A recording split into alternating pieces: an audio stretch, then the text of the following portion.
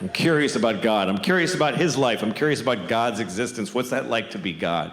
You know, we don't know anything about him. I think one reason people don't believe in him because we don't have a sense of God, because it doesn't say anything anymore. He used to talk all the time. He used to go up to people on the street. Hey, tell everybody does that. I'm writing on the rocks. Look at that! Do it! And it was confused. Everybody's like, oh, okay, trying to figure it out. And then for 2,000 years, he just, nothing, says nothing. And everybody's fighting. He could clear a lot of shit up with a 5-minute press conference. If God spoke for 5 minutes, he'd solve a lot of problems. He'd just show up, hi, everybody. Yeah, I'm the Lord. Okay. Real quick. First of all, Mormons just no.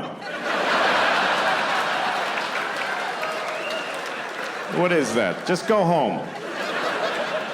Also, Jews with the little things, what the fuck? I don't know. Put a hat on or don't. Nobody gives a shit. This is weird. I hate these. I hate them. I send everybody with one of those to hell every day. I do. It's just my thing. Just so you know. Do what you want, but that's where you're going. Now you know. Also, I don't care who you fuck. I don't care. It never mattered. It was Adam and Eve and Steve. They were all fucking each other. I was jerking off to it. It was a great time. So it's not an issue for me. I don't know why it is for you. Have fun and use all the holes. That's what I say. Also, you're supposed to fuck the animals. That's why I made them. Why are you not fucking the animals? There's only like 30,000 of you fucking the animals. What are the rest of you? You're eating them? That's disgusting. What is wrong with you? How could you eat a perfectly fuckable pig?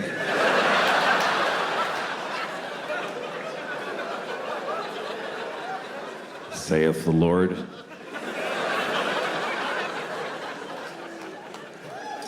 A friend of mine sent me a porn the other day. Folks can just send you pornography now. It was a porn, it was 2 old men. Like really old guys, really old. And they were sucking each other's cocks. Like really sucking each other's cocks. They were so old, I was surprised they were doing anything. But there they were. One of them's like sitting on the edge of a bed and his socks have fallen, you know. And the other guy's on his knees on a pillow, and he's just fucking blowing the guy. Then they switched places. I watched long enough to see them switch places.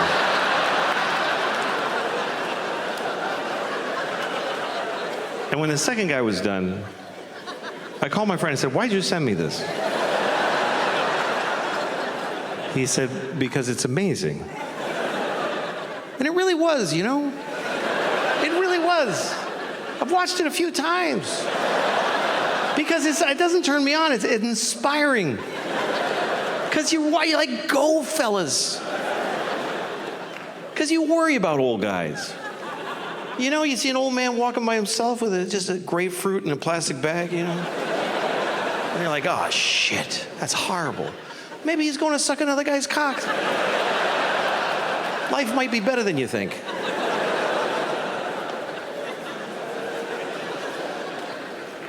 It's interesting because porn used to be like you go find your thing, you know? But now you go to a porn site, it's everybody's stuff. You can put in a search word to narrow it down, or you can look around. Find new things. I saw a fart porn one time. It was a fart porn. I never thought I'd be turned on by farts. I'm not interested in farts. Farts are okay. I'm farting right now. I've been farting this whole time. And I didn't want to watch it because it was a fart porn. It was because of the title. The title is what got me. The title was, Nice Girl Farts in Your Face. Who's not going to watch that? Nice girl farts in your face. So I click on it, and there's this girl standing there. I'm like, she is nice. She's totally nice. Just a nice girl standing there. Pink sweater with little blue buttons on it. And she's looking in the camera and she says, hi, I'm so glad to see you. I was like, wow, she made me feel good, you know? And then she turns around like she's reached, she goes, I gotta show you something I bought. And she's reaching up and all of a sudden, and I was like, oh my God. I mean, it was in the title, I knew it was gonna happen, but I was like, oh my God. She just farted right in my face. She seemed so nice. But the best part is when her reaction, because I thought she would be like, that's right, I farted in your face. But she wasn't, she was like, oh my God. Oh my God, I'm so sorry. I can't believe that happened. I've never been that hard in my entire life. I was so excited. Because I realized it's not really about the fart, it's about the shame. It's about the sexy shame of a truly nice girl who just thunder farted right in your face, and she regrets it. Here's the worst part. I can't find one that good again. I can't. They're never that good. I've been chasing the dragon on this fart porn for months. It's just always some bored chick. Hello. Like, come on. Tighten it up, would you? A little bit?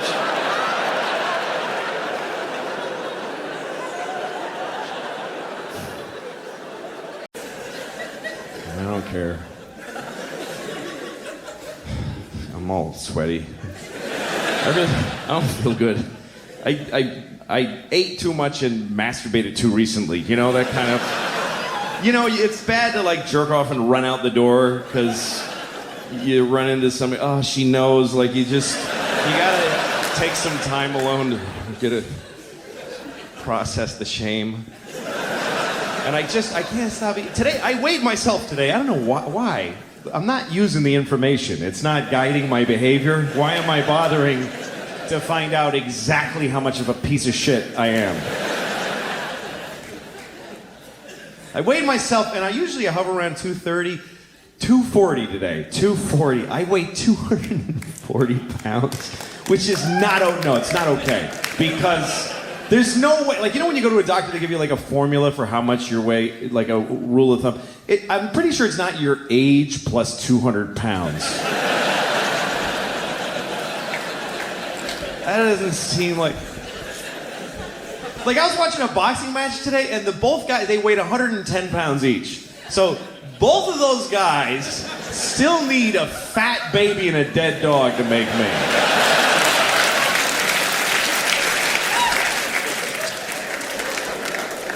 And it's really bad because I'm 40 and my doctor's like, yeah, you gotta be less people. You can't be so much. And he just told me this is bad. And he starts asking me about my eating habits, you know? Like there's habits, like there's a pattern. It's just chaos and awfulness. It's just desperate constant. He's like, how many meals and how many bowel movements a day? I'm like, I have no idea. I have no idea. It's just a blur. I'm just shitting and eating all day. I pack my body to capacity and then blow it out my asshole. That's it. Every shit is an emergency. Does that give you some idea of my eating habits? And he's trying to get a handle on he's like, dude, okay, look, well, how soon into a meal do you typically feel full and stop eating? I'm like, I don't stop eating when I'm full. The meal is not over when I'm full. The meal is over when I hate myself. That's when I stop. I guess normal people eat till they're like, oh, that's all the nutrition I require right there. I just reached it. I will cease the intake now and convert this into useful energy throughout the day. No. Every time I eat, it ends with me, why the fuck did I eat that? Dude, get it away. I don't want to look at that shit. That's all. It's all right here, too. It's like,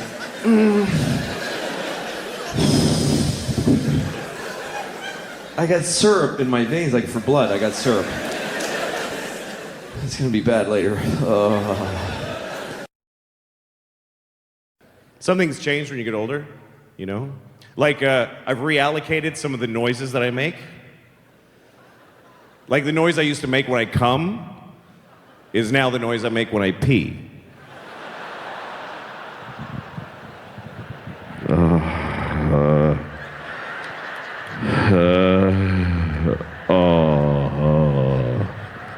Oh, fuck. Yeah.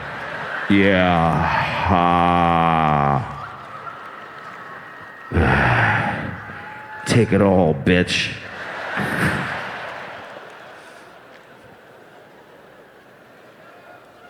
I'm very disrespectful to my toilet.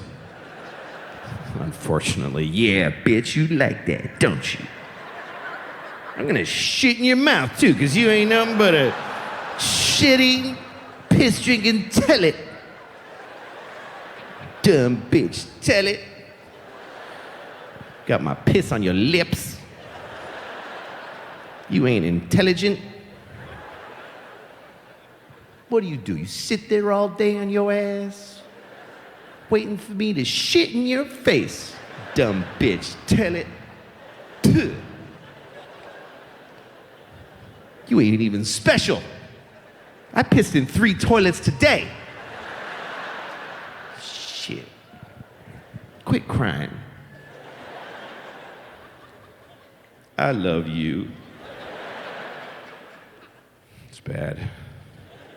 Well, that's how my dad treated his toilet, so that's where I learned it. Anyway, that's the noise I make when I pee. Some of you might be wondering, none of you are wondering, what noise do I make when I come? Okay, so this is the noise I make when I come. It's not that special, I just go like this. It is done! It's a whole thing with a cloud with funnels of... There are crows come and there's lightning. The circle is complete!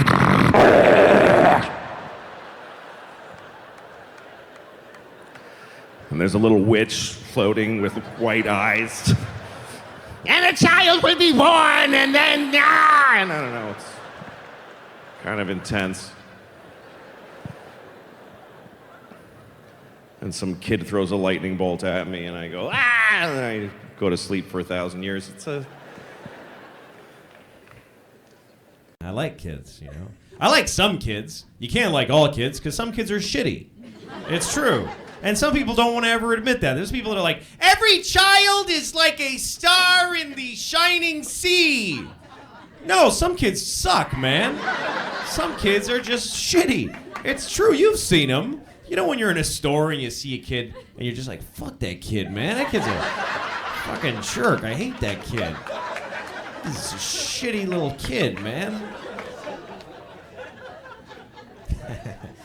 I saw a kid like that once. I was in a store and I'm looking at this kid and just fucking hating him. Because I'm waiting in line. What am I going to, you know.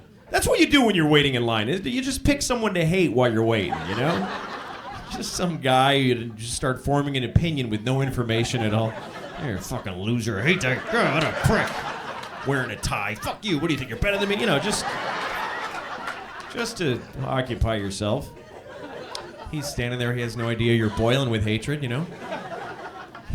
So I picked this kid and I'm hating him. He's shitty. He was like, nee. Just seemed like a shitty kid to me. And I'm looking at him. And then he looked at me. And the worst thing is that this is a true story. This kid's looking at me. He's like 6 years old. Nobody else was looking. So I just went like this. I just flipped him off. Just real quick. Little thing between me and him. And he couldn't believe it. He was like, oh! He was blown away. Because nobody does that. Nobody gives the finger to some kid for no reason. I think I helped him out a little there, you know? Yeah, that happens. Deal with it. I don't know.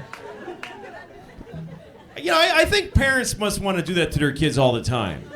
As much as you love your kid, there has to be those times. Your kid's being this shit, he's going, why can't I have a candy? I wanted a candy. And you just want to go, hey, you know what? Fuck you, kid, all right? Yeah. Yeah, fuck you. How do you like that, huh? Fuck you, buddy! One time I went shopping. You ever do this? I went shopping and I had no money and I forgot. You ever done that? Like, you ever just forget you're broke and like go eat a meal or something? And then you realize, whoops.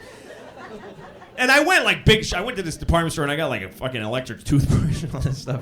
And the guy goes, $85? And I was like, oh, I don't have any money. And he's like, well, you don't have enough? No, I don't have any.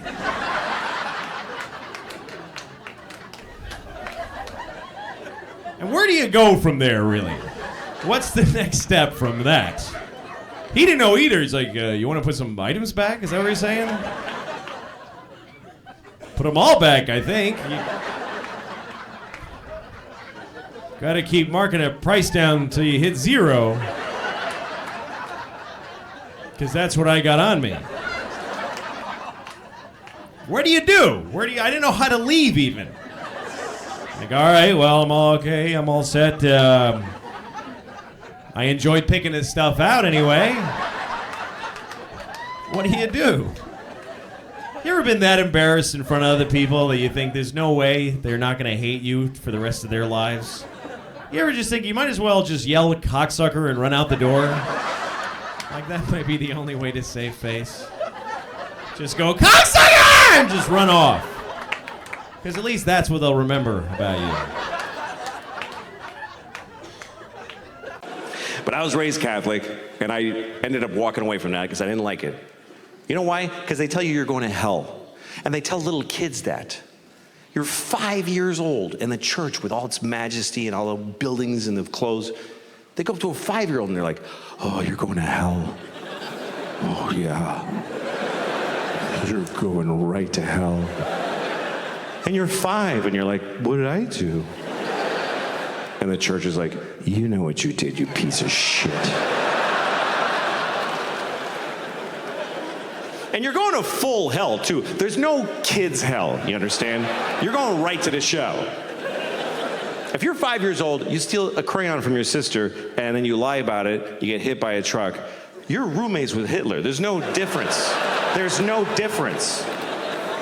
They take you in a room, and they're pouring hot lead into Hitler's asshole. He's like,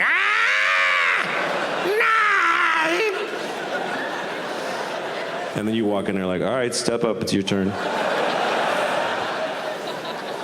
Hitler's like, oh, good luck, little fella.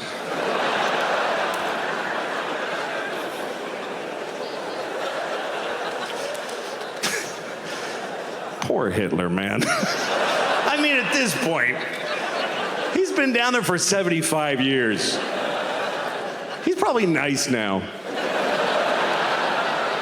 Hitler's probably nice to newcomers in hell. You know, hi, yeah. Yeah, it's pretty bad. Yeah. What's that? Oh, yeah, okay.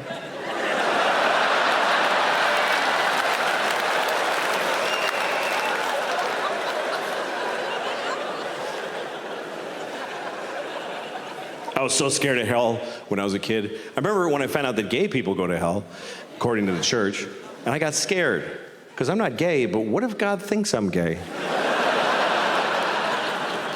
What if I come off a little queer to the Lord? What if he happens to glance at me when I hit my toe and I'm like, ow? He's like, oh, I know where you're going, you faggot.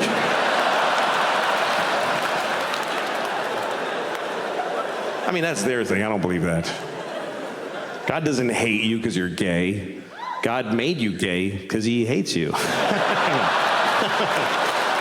No. I'm just kidding. I'm kidding. There's no God. Moral confidence. There's other ways to boost your moral confidence. Like you can do good things. Or, or not. You can help people all the time. You can help homeless people. There's a lot of homeless people here. There's a shitload of homeless people here. I mean, not in here. There's none in here. There's 0 in here. That's right. They can't come in here. Even with a ticket, they cannot come in here. They're not allowed in the places where we're allowed. That's what we all agree on. Everybody's like, I don't know what to do about the homeless, but they're not coming in here. They're not coming in here. They're outdoor people. They don't have...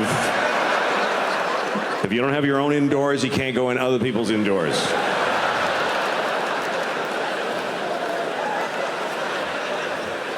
They can't go where we go. There's places where you'll never see a homeless person. Like the airport. There's no homeless people at the airport. You go to the bus station, they're on the bus beside you. But at the airport, they can't even get to it. They can't even get to it. You never seen a homeless person at the airport? You never been at your gate and some guy's like, hey man, I'm trying to get to Tokyo, can you help me out?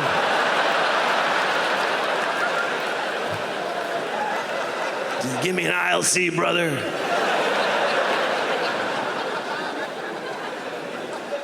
And they're all over the country, everywhere now. I've been on tour, I've seen them everywhere. I was in Phoenix, and it was during the summer, 120 degrees. And homeless people are just standing at the intersection with a sign, and they're just cooking. You can't even tell what race he was before it burnt off. And he's holding a sign that says, help, I'm on fire. But you're like, you're in a white BMW, like, I can't, sorry. There's glass here. I can't help because of the glass.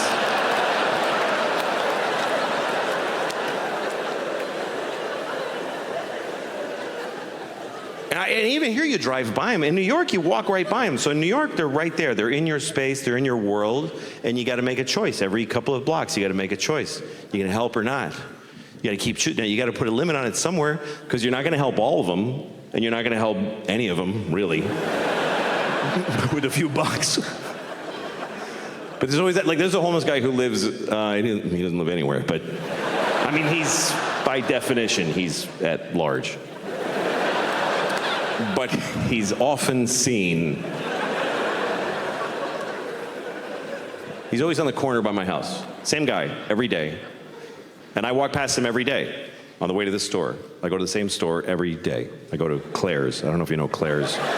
It's a jewelry store for children. I go there every day. I buy a handful of scrunchies and I run home. Everything else I buy online. But anyway, when I walk by this homeless guy in the morning, he always goes, hey, man, can you help me out? And I go, sure, I give him $5. Then I go to the store. 5 minutes later, I walk by, and he says, hey, man, he doesn't remember, which is fine, but I don't want to give him another $5, you know? Because I only have a few million. I don't know why. I don't know why. I clearly should. I don't know what makes me go,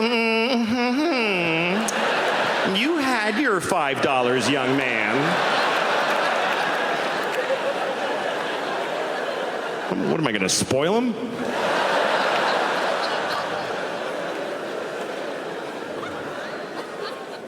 But I'm glad you're here, and I really hope that this goes well. For your sake, because here's the thing, I could ruin your night. Let's be really clear. I have the potential to ruin your night in a way that will resonate for weeks, that'll actually change. And listen, this is a lot of people. This is a responsibility, what I'm talking about here, because there's about 3,000 people here, and if I release this many people into the community angry, that could have an impact on what history would have been. Like if I just came out here and said hi, and then I just went and just shit my pants, and then I just leave. And you sit there, he's not just gonna shit his pants and leave. And the lights come on, the ushers are like, let's go, that's the show. And you're like, what the fuck, man? You'd be so upset. You'd go home yelling at the person in your group whose idea it was to come here. Why did you want to see him? I don't know he was gonna shit his pants. I never even heard of that.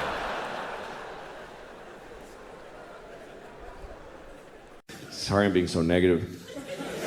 I'm a bummer. I don't know. I shouldn't be. I'm a very, lucky guy. I got a lot going for me. I'm healthy. I'm relatively young. I'm white, which thank God for that shit, boy. That is a huge leg up. Are you kidding me? Oh, God, I love being white. I really do. Seriously, if you're not white, you're missing out because this shit is thoroughly good. But let me be clear, by the way. I'm not saying that white people are better. I'm saying that being white is clearly better. Who could even argue? If it was an option, I would re-up every year. Oh, yeah, I'll take white again. Absolutely. I've been enjoying that. I'm going to stick with white. Thank you. Here's how great it is to be white. I could get in a time machine and go to any time, and it would be fucking awesome when I get there.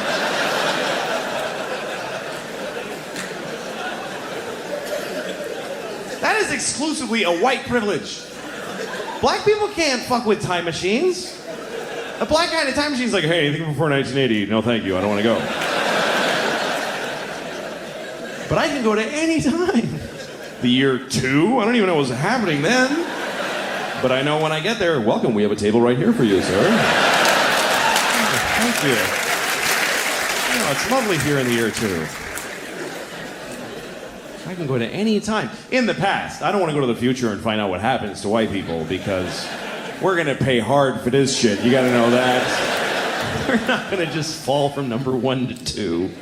They're going to hold us down and fuck us in the ass forever. And we totally deserve it. But for now, whee!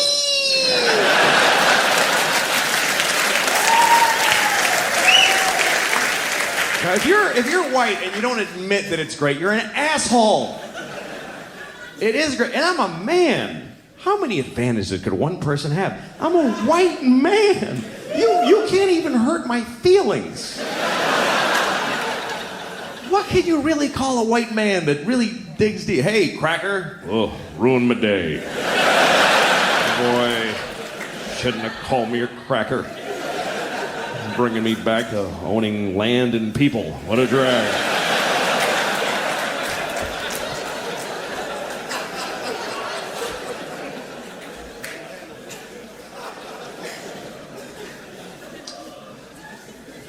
I am married, though. That takes me down a few pegs.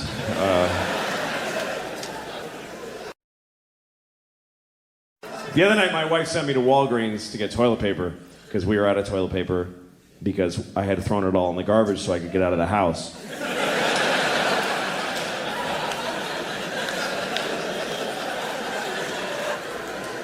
So I'm driving to Walgreens. It was nighttime, and I'm driving, and then I see a deer, and I fucking hate deer. I hate them because they're everywhere up there. I used to live in the city and I loved deer then because I was this liberal in the city and I'd see deer and you drive with your friends out to the country and you see a deer and everybody's like, oh my God, turn off the car, don't scare the deer. It's just so beautiful, look at the beautiful deer. Look how he looks around, it's just so mysterious and beautiful. God gave us a gift, everybody, just enjoy it and just enjoy the gift of the beautiful deer.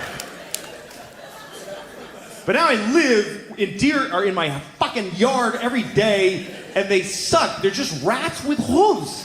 They don't matter. They have ticks that give you Lyme disease, and they shit everywhere, and they make a noise. Did you know that? They go, oh, they're assholes. They're shit animals. I go out every morning and throw rocks at them, and I try really hard to hit them on the head with rocks.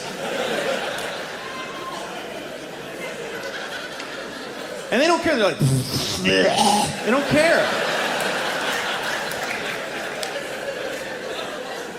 I don't have a gun, but if I did, I would shoot a baby deer in the mouth and feel nothing. I wouldn't feel anything. I just go, oh, look, he's dead. That's interesting. I guess that's what happens when you shoot him in the fucking mouth. I go out of my way to kill a deer. I would happily blow 20 guys in an alley with bleedy dicks so I could get AIDS and then fuck a deer and kill it with my AIDS. I would do that in a second. I mean it.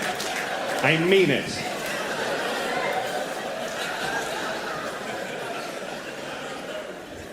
So I see this deer, and this is how dumb these deer... I hit him with the headlights, and he does that whole thing. And then he won't just go. He's like, can Can I go? Is it okay if I go? Like and I'm like, fucking go! You're gonna go.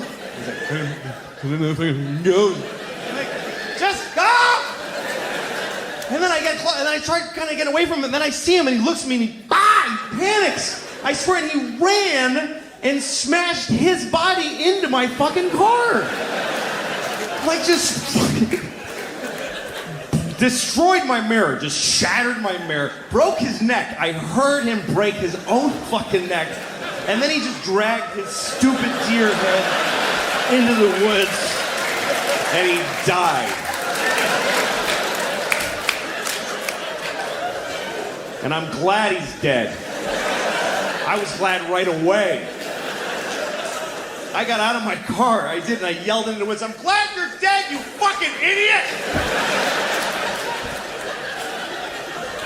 I hope your dear wife finds you dead and dies of a broken heart. I hope your dear baby starved to death. You broke my mirror, you faggot, cunt, nigger deer.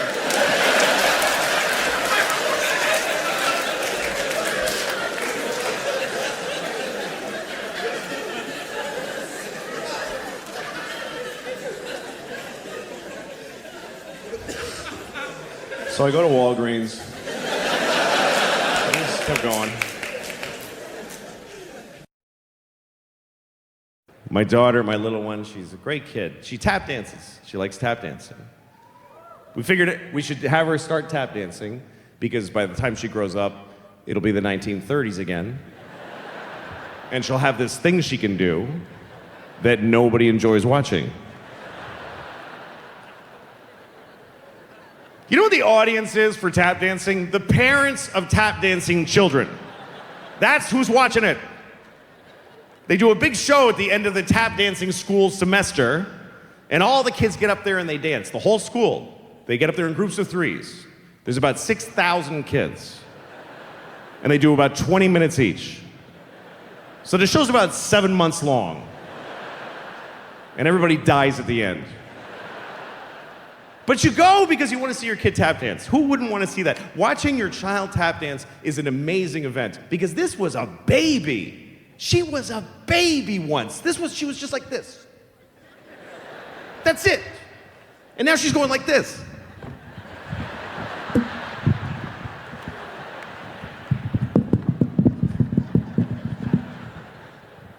But in order to watch that, you have to sit through all these other kids that you don't love at all. In fact, you hate them for not being your kid and making you wait. These kids face a whole audience of just two people that love them, and then everybody's just, get the fuck off, you fat little bitch. Hurry up!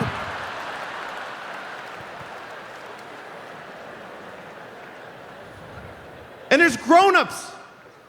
There's adults that take classes at the school, and they get up there and they tap dance. But get off, get off! Nobody's here to see you. You're 52, your parents are dead. Get off the stage. Nobody came to see you. Nobody came from work. Nobody came from work. Nobody who you approached. Hey, so I'm taking tap dancing lessons lately. Yeah? Yeah, I really like it. Okay, it's great. Yeah, so anyway, we're doing a show at my school on Saturday. Do you want to go to it? Seriously, can you give me tickets? I'm dying to see that. Really? How long you been? 3 months? Fuck, I can't wait. That's my favorite thing that'll ever happen to me. I take my daughter every Thursday to the tap school. I take her in there, put her in the tap shoes. She goes in the tap room. I sit in the waiting room. And I wait there because it's only 40 minutes. It's not enough time for me to go anywhere. So I just sit there and I listen through the wall. And then she comes out, I'm tired, I don't want to do this anymore. Good, don't. I don't want to bring you. I don't care if you do it. Quit now. I don't push my kids with the activities. I don't get that, because you got to do the shit too. I don't care what she does. Daddy, I'm tired of soccer. Soccer is out of our lives forever. With those words from thine mouth. Don't do anything, honey. I don't care. Don't go to school. I don't want to get up at 7. You don't need it. I have money. Just stay home and eat the food in the house. Just stay home and eat. You and your sister don't have kids, and then we all 3 of us die. We're done. That's my goal. I just want to have enough money that we can lock the door and eat the food till we're all dead. Daddy, what are we doing today? Go to the food room and pick something out. Go back to bed. It's all that's required of you. Thanks for getting through the traffic. I drove here, and on the way here, I saw a bumper sticker on a car, and it said, "Tell your girlfriend I said thanks." Isn't that a little personal for a bumper sticker, really? A bumper sticker should be like, "Hey, I'm in front of you," whatever, you know. Not, "Hey, I fucked your girlfriend." You want that on your car all day for whoever's behind you? Tell your girlfriend I said thanks. How does he know I'm not behind him, just getting mad and crazy, taking it personal, motherfucker? I follow him home. I get out of my car in his driveway with a pipe. What the fuck does that mean? Thank her for what exactly? Wait a minute, you fucked my girlfriend? Then you made that bumper sticker and found me in traffic and got in front of me?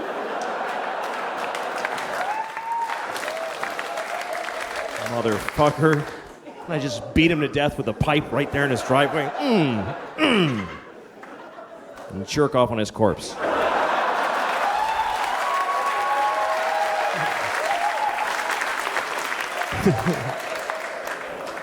Didn't need that part. Didn't need it.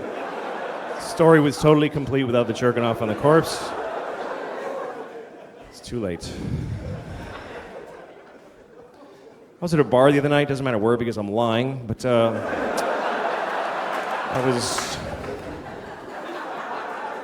was changing my daughter the other day, and she's too old for diapers now, but she's still in them, and it's bad because this kid does not poop. This kid craps. This is not okay anymore. I was changing her diaper the other day. It was like a 48-year-old alcoholic man's shit in her diaper. Like, she was out all night drinking Jaeger, and she went to Denny's and got a Grand Slam. Ate half of it, got in a fight in a parking lot. Passed out in a Pontiac and shit herself. And her friends drove her home with the windows open and dumped her on my lawn. And now I gotta clean it. And it's crazy. And you can't even react. You can't go like, "What the fuck? That's disgusting." You'll fuck them up about their own shit. You gotta be nice. You open her diaper, it's just chaos in there. It's just bananas. It's just... every shit amazes me. I'm never used to it. Everyone, I'm like, okay, wow, what is that? You have been eating diarrhea for a week, I think. Because that's awful.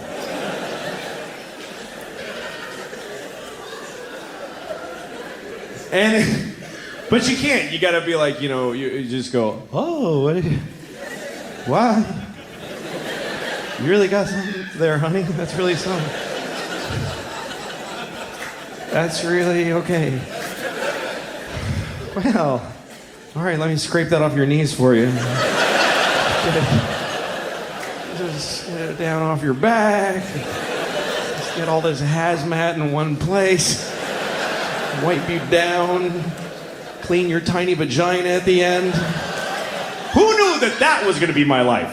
I had no idea that my relationship to the vagina was gonna be cleaning shit out of a tiny one several times a day. They don't tell you that. When you're getting ready to be a dad, nobody pulls you aside and says, "You're gonna have to clean the vagina a lot because every time she takes a shit, it goes straight up her twat." They don't tell you that.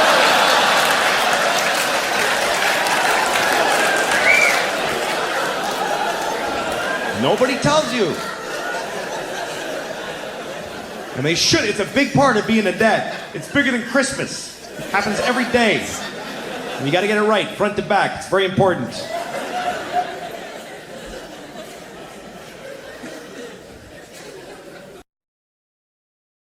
Had to talk to my kids about death recently because our dog died. So I had to tell them, you know, it's a sad thing when your dog dies and you got to tell the kids. I mean, you got to tell them. You got to tell them at some point. You can't just keep going, wait, there he goes. What? Wait. Oh, wait a minute, he was right here. Where'd he go? That little scamp. He's a quick one. Go after him. There he goes. It's a sad thing when you got to tell your kids that the dog is dead, but I had to tell them. And you know what? I was proud of them. I was proud of them how they owned their feelings about it. They cried. They talked about the dog. And I thought, you know what? This was a positive thing. That's how you start thinking as a parent. It's sad that your dog died, but it was an opportunity. You get to talk about death with the kids. It's like a dry run for grandma. It is. It is, and it's a positive thing. And if you're a parent, you have to view it that way. It's a good thing. Your dog dies, you get to deal with death with your kids. And then whatever, like a few months later, you're like, so you know all that stuff we talked about? About the dog? Yeah, so grandma now.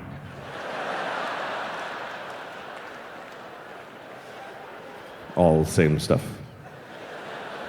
All right, you got it? Okay, I'm going out. Good night.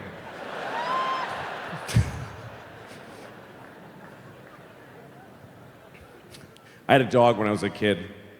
My dog hated me. It was one of the saddest things about my life. I wanted a dog so badly. I was about 10 years old, and I begged my mother for a dog. And she didn't want to give me one because I was a messy, shitty little kid. She said, if we get a dog, it's going to be disgusting in here, because it's already disgusting because you're a smelly, disgusting little boy. She didn't say all that. But that's how she looked at me my whole childhood. So one day my mother finally said to me, I'm gonna make a deal with you. She said, you can get a dog if you keep your room clean for 1 month.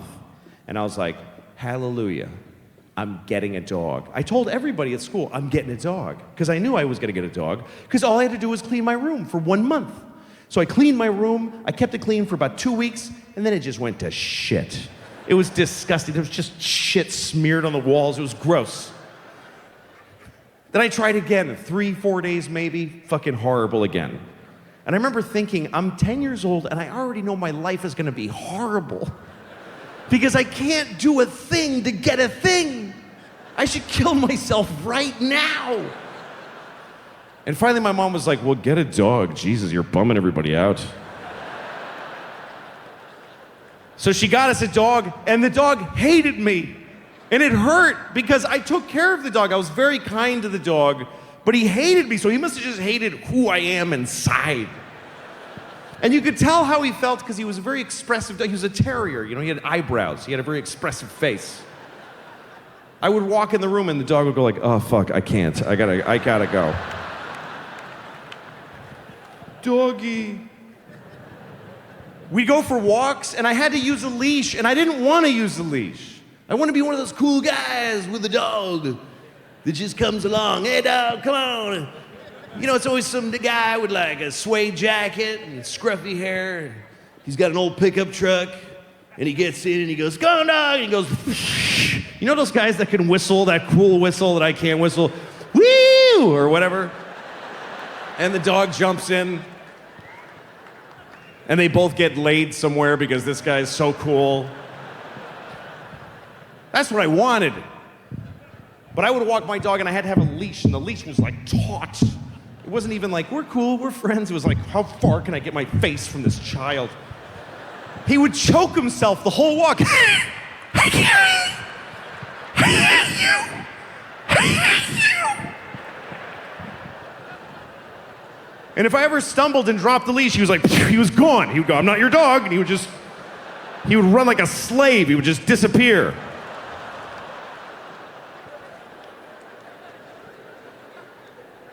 That's how we ran. It's an apt description. I'm just being accurate. He didn't run like a deer. This is how deers run. My dog ran like this.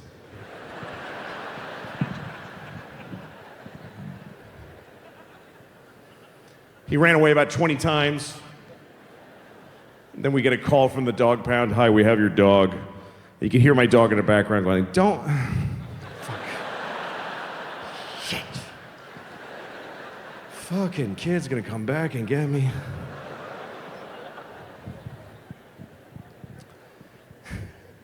Must be awful to be other kinds of stuff. You know, I'm glad I'm this. This is a pretty good deal when you consider the alternatives. Anything else, any other kind of thing, you're in the food chain. You're in the food. We are out of the food chain. I don't know if we fully appreciate the fact that we got out of the food chain. That is a massive upgrade. Because for every other living thing, life ends by being eaten. That's how all life ends, is every single life except human life. Every life ends like this. Ah! Ah! Ah!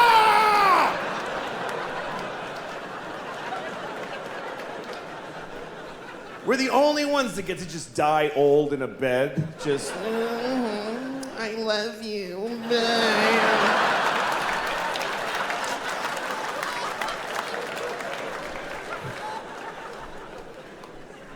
I mean, imagine if we were still in the food chain on top of everything else. Imagine if we were in the food chain. It would just be another thing you gotta deal with. You're already having a bad day. You wake up in the morning, you're making breakfast, you burn your toast, and it's too late to try again. And your kid comes in and says, "Bleh," and you're like, fine. And it's just, why? You get a thing in the mail that says that your phone's different and your mortgage is another company now. What? I don't get it. Then you're walking to work like, why do I even bother? Oh shit, God damn it. There's always fucking cheetahs at the train station. Stop it.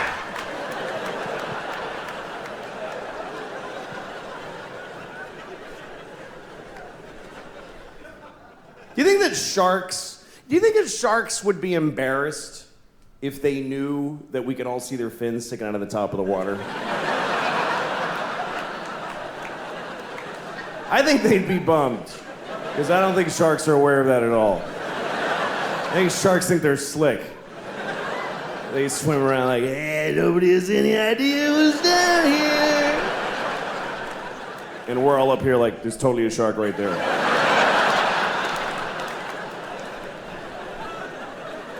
It wouldn't be fun being a predator either. If you're a predator, imagine if every time you're hungry, you gotta chase a guy who's running for his life.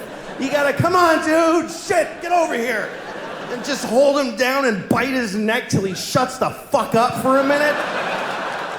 So you can just sit there and eat his stomach before you go to work.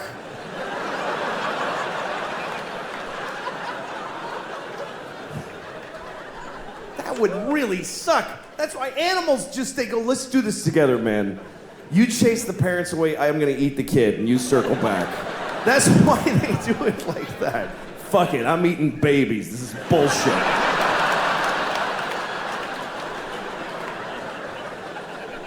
Grown-ups ain't worth a meat. Whoops. All right.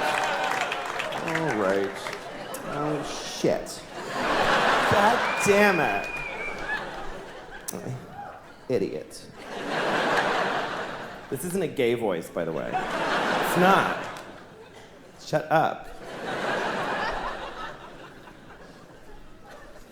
Yeah. Hello, everybody. Hello. Hello. Hello. Hello. Hi, Elias. Oh, hello. Hello to you people over here. I'm just gonna do the whole show to you. Yeah. Wouldn't that be awesome? Fuck them. Fuck all of you. Hi, you guys are cute. Hi. I'm gonna talk like this the whole show. Is that okay?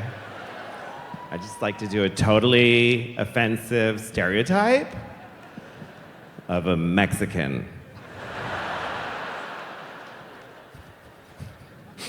There's a Mexican at the border. Just let me in! Jesus. They won't let us. You guys are dicks in there. Fuck you, America. Yeah. I don't know what he said. I love traveling and seeing all the different parts of the country. I live in New York. I live in there's no value to your doing that at all. I live in New York. I always, there's this old lady in my neighborhood, and she's always walking her dog. She's always she's very old. She just stands there just being old. And the dog just fights gravity every day. Just the two of them, it's really, the dog's got a cloudy eye, and she's got a cloudy eye, and they just stand there looking at the street in 2 dimensions together.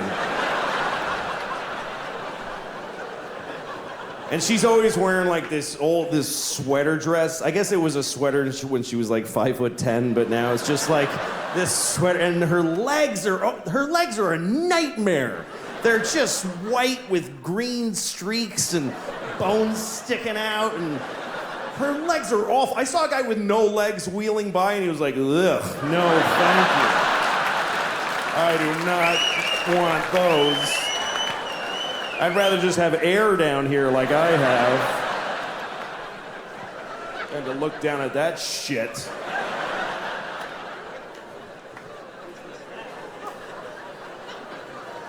I see these two all the time. And I always look at them and I always think, God, I hope she dies first. I do! I hope she dies first for her sake. Because I don't want her to lose the dog. I don't think she'll be able to handle it. If the old lady dies first, I'm not worried about the dog. Because the dog doesn't even know about the old lady.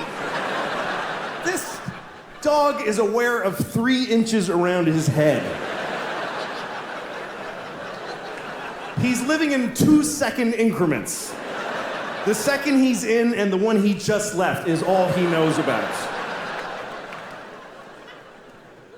But if he dies, this lady, she's gonna be destroyed because this dog is all she has. And I know he's all she has because she has him. If she had one person in her life, she would not keep this piece of shit little dog. Even if just some young woman in her building one morning were to say, "Good morning, Gladys," she'd be like, "Oh, good," and just flush him down the toilet. Just, oosh.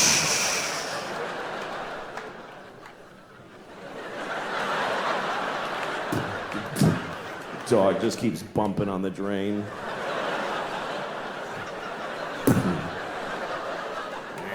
She gives up. Ends up just shitting on her dog for the rest of her life.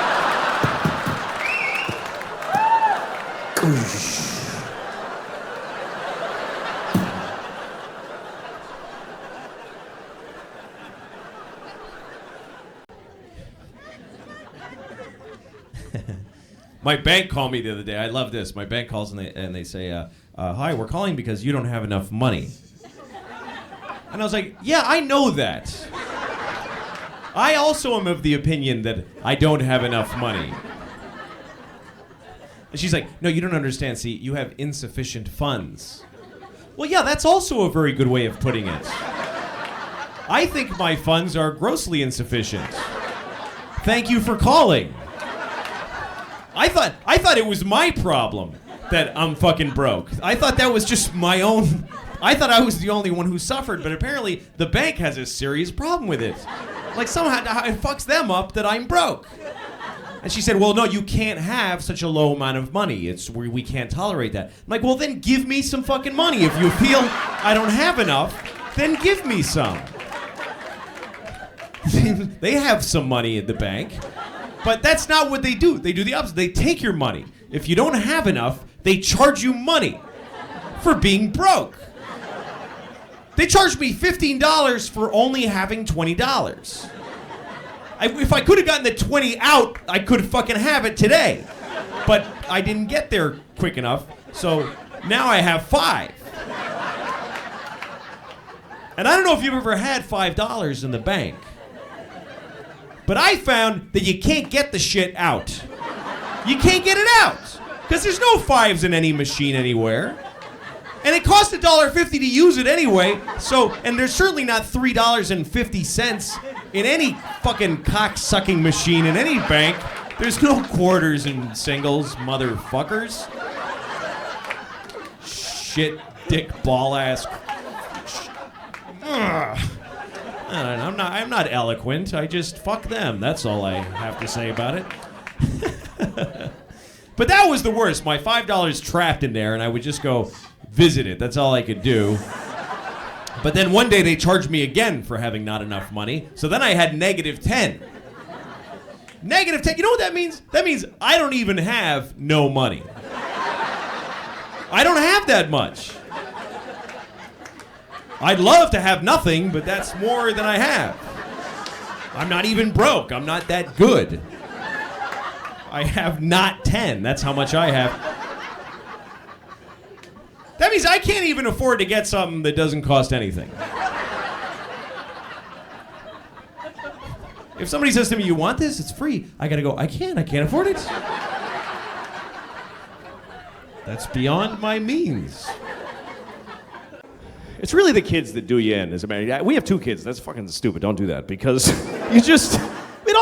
Mainly what it does to a marriage, it just changes the way that you think about your spouse. Because when you're married, when you first get married, you have a relationship that's so important to you and you're working on it together. But then you have a kid and you look at your kid and you go, "Holy shit, this is my child. She has my DNA. She has my name. I would die for her." And you look at your spouse and you go, "Who the fuck are you? You're a stranger.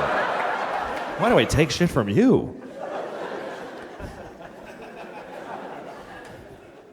But it's the kids that make it very hard. We have 2. We have a baby, and I don't really know the baby, to tell you the truth, because she hasn't said anything, so I don't really know her. I like her, she's fine, but I don't know her. How do I know what she's really like? Maybe she fucking hates Jews. I don't know nothing about her. People ask about her all the time. They're like, "Hey, what's your baby like?" She's a fucking baby. What do you want to...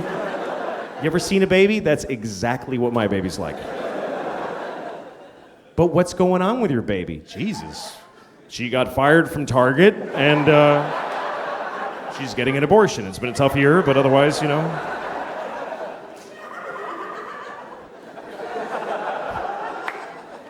It's not a very complicated relationship with a baby. It's just somebody I have to make not die. That's really what the whole thing is. And I'm better at it sometimes than others.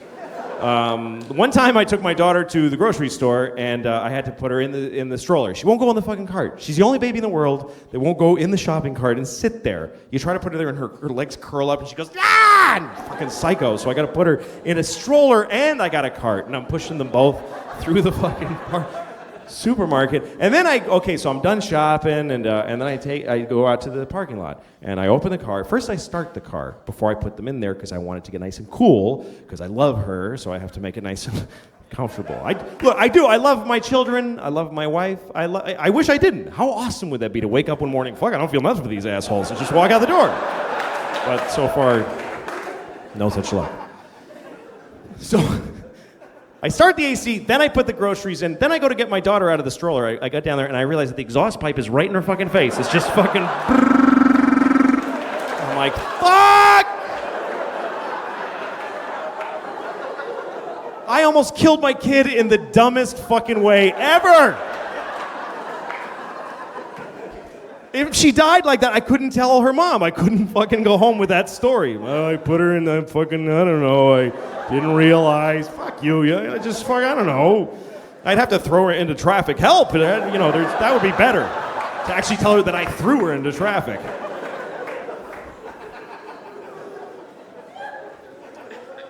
The other kid we have is, she's a girl and she's 4, and she's also a fucking asshole.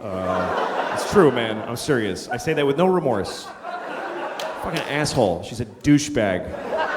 She is. Fucking jerk. The other day, I'm like, put your shoes on. We're trying to leave. Put your shoes on, please. Put your shoes on. Put your shoes on. How many times can you say that to somebody before you just want to kick them right in the fucking face? Seriously, if you're with a group of people that are trying to go somewhere and you can't go because a member of your party just refuses to put their shoes on, that person is a fucking asshole, okay? You don't do that to people. Imagine being with a group, hey, we can't go. Why? Because fucking Bill won't put his shoes on, he just won't put them on. Fuck, Bill, what's your problem? I don't want to put them on. Fuck you. Fucking kids suck. Seriously. The other day, I walk in the kitchen. She's talking to my wife. She says, Mama, I saw a doggy today. And I was like, really? Where did you see a doggy? And she's like, I'm telling Mama, not you. I'm like, hey, fuck you. I'm just asking to be nice anyway. What, you think I actually give a shit about the dog you saw? Like that was gonna be an awesome story that you saw a fucking dog. Who gives a shit? I got better stories than you. I have an interesting life. I'm on fucking television. I won an Emmy. You don't ask me what fucking happened to me today, you little bitch.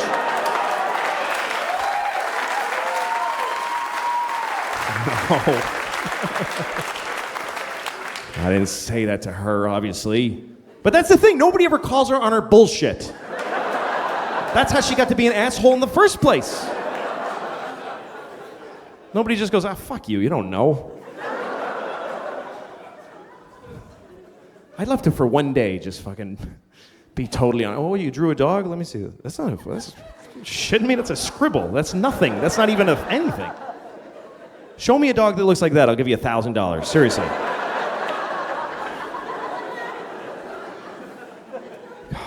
The other day I was just dreaming about just fucking kicking her. Like, kicking her out a window, you know, just fucking.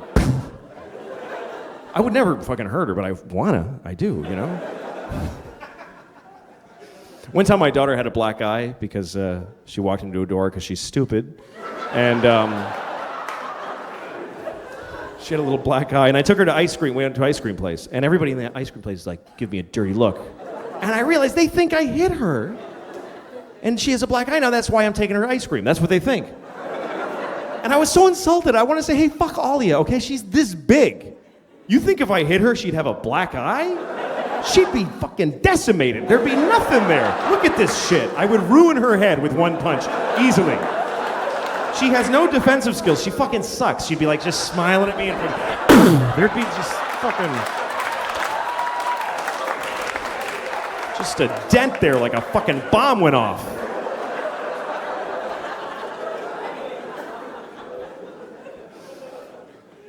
I don't know. I love my daughter, but people really don't get what it's like with a kid full time. Well, you know, we parents make you love our kids because we dress them up and take them out. Look at it, and everybody goes, "Oh, nice." But you don't know what she's like when she comes home. The dress comes off. She fucking rubs her ass in mud. She's fucking gross.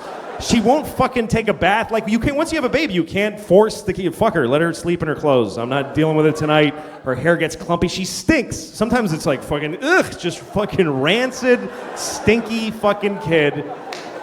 She fucking, in front of people, she like scratches her asshole in front of people. Like fucking deep asshole scratching in the fucking panties. And then she smells her finger. That's the kind of person I'm talking about. She's disgusting.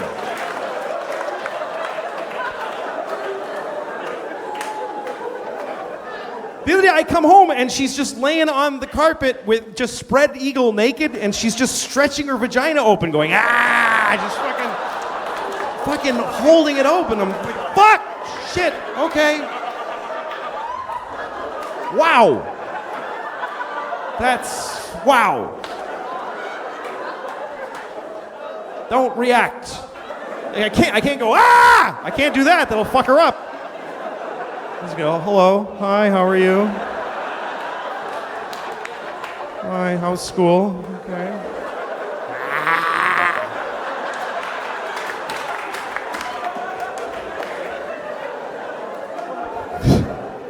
I don't know what the fuck to do about it either. Because she does it all the time and I don't want to stop her because you know what? She's happy. That's the happiest I've ever seen any person in my entire life. That's a fucking human being at their happiest, just, that's what we all wish we could do. We should all be doing that, but we gotta fucking stop it though, because she'll be fucking homeless if she doesn't cut this shit.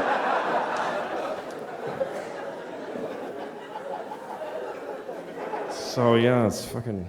I was on an airplane, and we were about to take off, and the flight attendant comes on and he says, "Folks, we have a special announcement. Our pilot, Captain Davis, this is his last flight."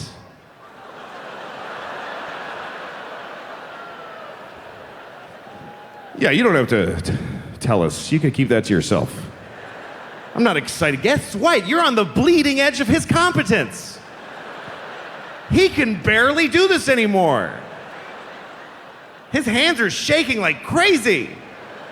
We're gonna make him stop after this one more time with you.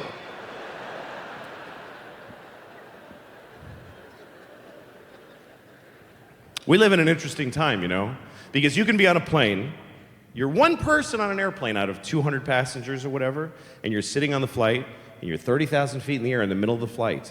If you just decide to do this, you just sit there and you just start going, "Mwah!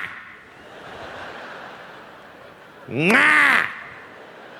Mwah! Mwah!" Seriously, if you start doing that on an airplane and then don't stop doing it, they will land the plane. You can will a plane to the ground without a weapon or a threat. You don't even need to do that much. You can just sit there, you just start saying, down, down, down. Seriously, if you were on an airplane and you just start saying the word down at slightly above conversational volume, down, down. Sir, is there a problem? Down, down. A squadron of F-16s will appear in the window and they will force the plane to the ground. And you'll be in a lot of trouble. I guess, but how much? What can they really do to you? They can't make you go to prison because you said the word down several times. Sir, why'd you do that? Are you a terrorist? No, I just didn't like up at the moment. And so I said the word opposite, so I just felt like it. So, you didn't have to do it. You guys are fucking weirdos.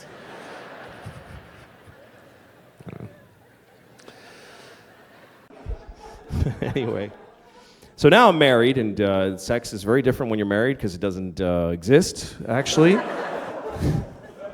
I was talking to a friend of mine about how my wife and I don't really fuck anymore, and he said, well, does she blow you at least? What are you, fucking high? You think she's blowing me? Who wants to blow their husband? Who the fuck would want to? What a bummer to blow your husband. You don't want to blow your husband, you want to blow your date. That's who you want to blow. You want to blow a guy you've been dating and you don't quite know him yet. He comes over and he picks you up. Ooh, that's a new shirt. I never saw that shirt on him. It's very handsome. You go to dinner, he's like, here, try this. Oh, new things. I like new things. Tells you something funny, makes you laugh. Oh, he shouldn't say that, but it's shouldn't so. Tells you a sad story. Oh my God. You go back to his place, you suck his cock, and you go home. That's the proper context for a blowjob. Nobody wants to blow a guy and then go to IKEA with him all day. That's not fun. Do his shitty laundry, and then he comes out of the bathroom. All right, you suck my dick, okay?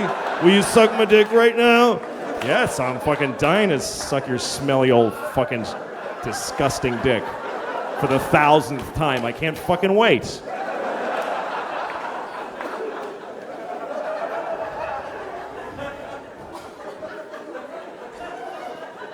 My wife gave me a hand job the other day, and I got to tell you that I think that hand job was probably the saddest thing that ever happened in America. It really was the saddest fucking thing, that hand job. Was so tragic. There should be like a monument to that hand job with a reflecting pool where you just sit and think, God, that was fucking sad, and you... A little thing where you put rocks on it and think about it, and you know... Here's what happened. I'm going to tell you about this hand job. My wife and I were home in the middle of the day. The baby was asleep on our bed. The 4-year-old is wherever the fuck she goes all day. And my wife and I are sitting on the couch, just sitting there, just fucking married on the couch, you know, just...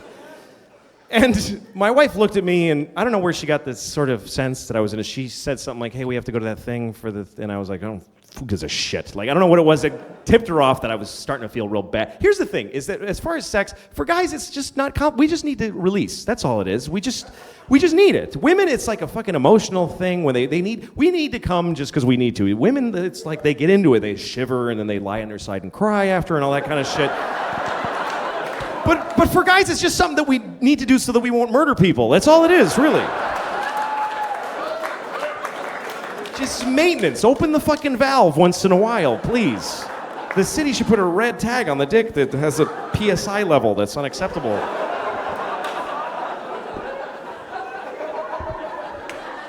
And my wife always waits till it's fucking till it's critical. She lets it go so long until finally we're sitting on the couch and she looks at me and like, okay, we're gonna all be in the paper tomorrow if I don't fucking do something. So, she doesn't want to fuck me, she doesn't want to blow me, so she looks at me and she goes, well, would you like a hand job? And I'm like, yeah, that sounds awesome.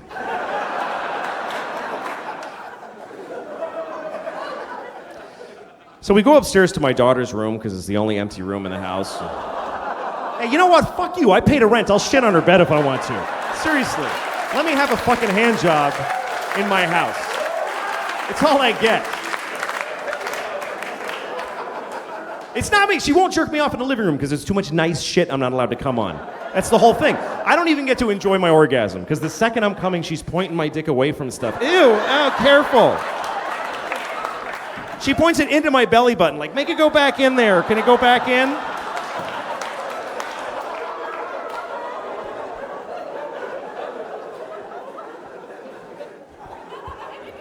All right, so I'm laying on the floor in my daughter's room looking up at the mobile of fucking ducks and airplanes.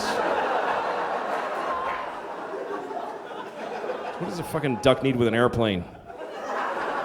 What does a baby give a shit? So I'm laying there on the floor and my wife is just sitting next to me, just in her bathrobe, just like.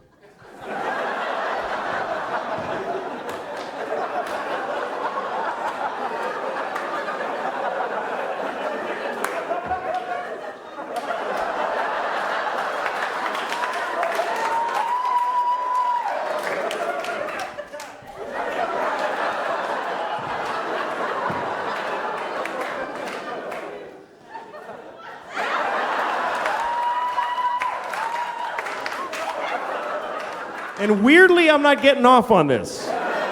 The fucking woman grimacing and tugging on my penis dryly while basically reading People magazine at the same time. It's not that I'm not getting off on it for some. It's taken me a while to come, and she starts getting impatient. She's like, "Come on, come on!" Like yelling, "Come on!" into my dick. Seriously.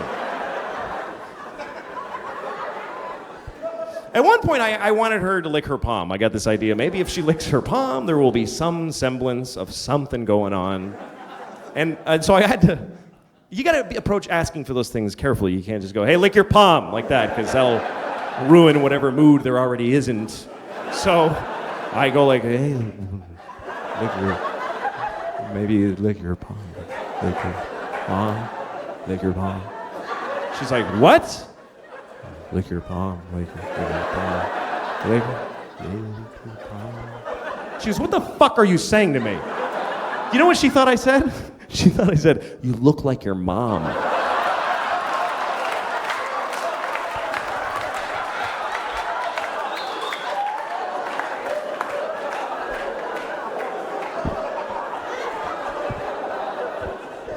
So now I gotta get that out of my head. I'm trying to fucking like close my eyes and fantasize that she gives a shit. Nothing's working. And finally she goes, "Hey, I'm getting really tired." So you know what I did? I finally just took her hand in my hand and I just jerked myself off with her hand. She's like, "Oh, thank you. That's much easier that way." That has to be the lowest form of sex that's even fucking possible. To just be jerking myself off with my tired wife's hand.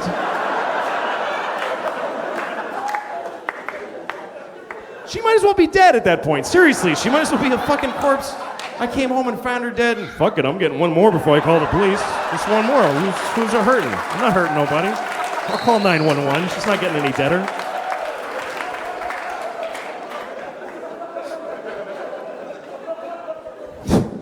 Cops find DNA on her wrist. She gave him a hand job and then died of shame, I think. I don't know what happened.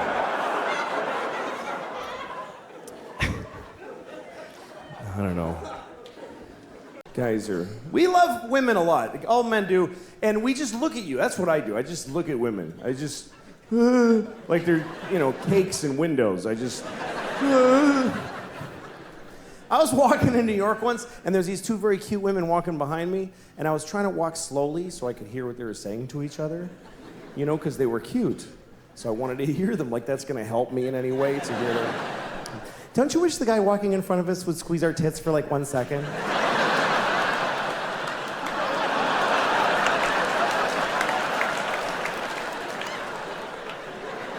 Okay.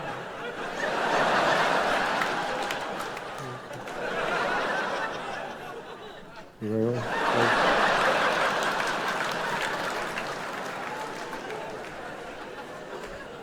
It's really a flaw in men that we would all do that. If you're a woman, you could ask any guy on planet Earth, can you squeeze my tit for 1 second? And 100% of us will go, oh yes, of course. That doesn't matter. I could be doing open heart surgery. Oh yeah, okay. Oh, don't worry, he's not your tits, don't worry about it. I don't know why we love tits so much. Some people say it's because we breastfeed, but so do women. Or, you know, baby women. Not grown-up women don't usually. You don't see like a 68-year-old woman, like a stately look, you know, like Sigourney Weaver, like sucking milk out of a young woman's tit. Thank you, Deborah. I'll see you tomorrow, 2:00.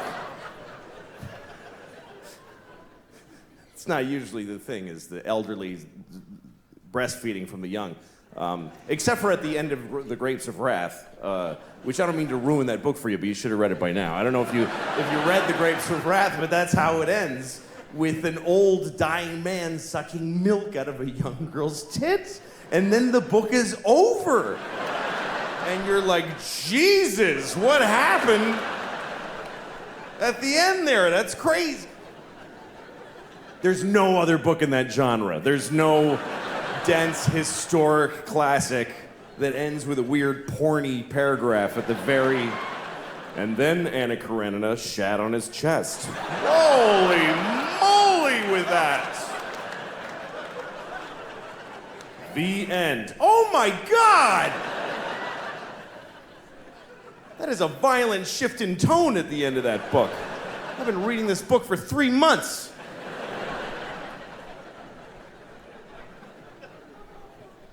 But we do, we love tits. And you always know a tit. You always know a tit. You know, like, you ever been in a crowded place, like a subway or a sports stadium, and you're smushed in with other people, and your elbow touches a tit behind you, like, that's a tit! I just touched it! I know that was a tit! I know it! Because the sensitivity of the male elbow to tit flesh specifically is unbelievable. Just to tits, because you could drive a tack in there, I'm not gonna feel it. But a tit, through a shirt and a sweater and a jacket, and her jacket, sweater, shirt, and bra, somehow, it's a tit, I touched a tit. I touched a tit. I touched one tit. One tit. That's rare to touch one tit. It's like a 4-leaf clover.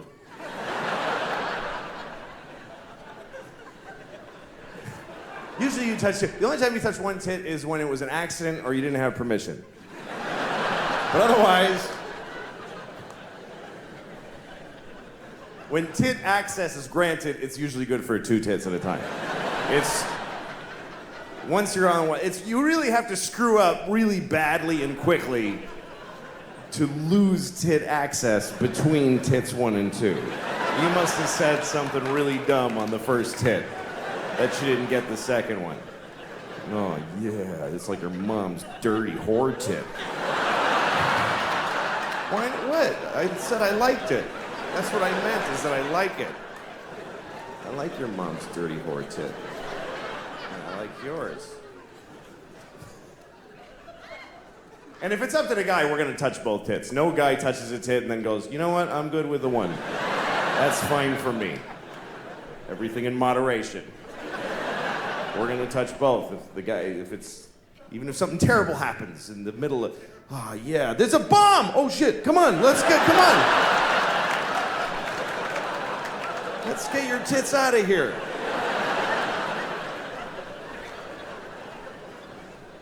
I've seen a few tits. I've seen, I don't know, 48 maybe, I don't know.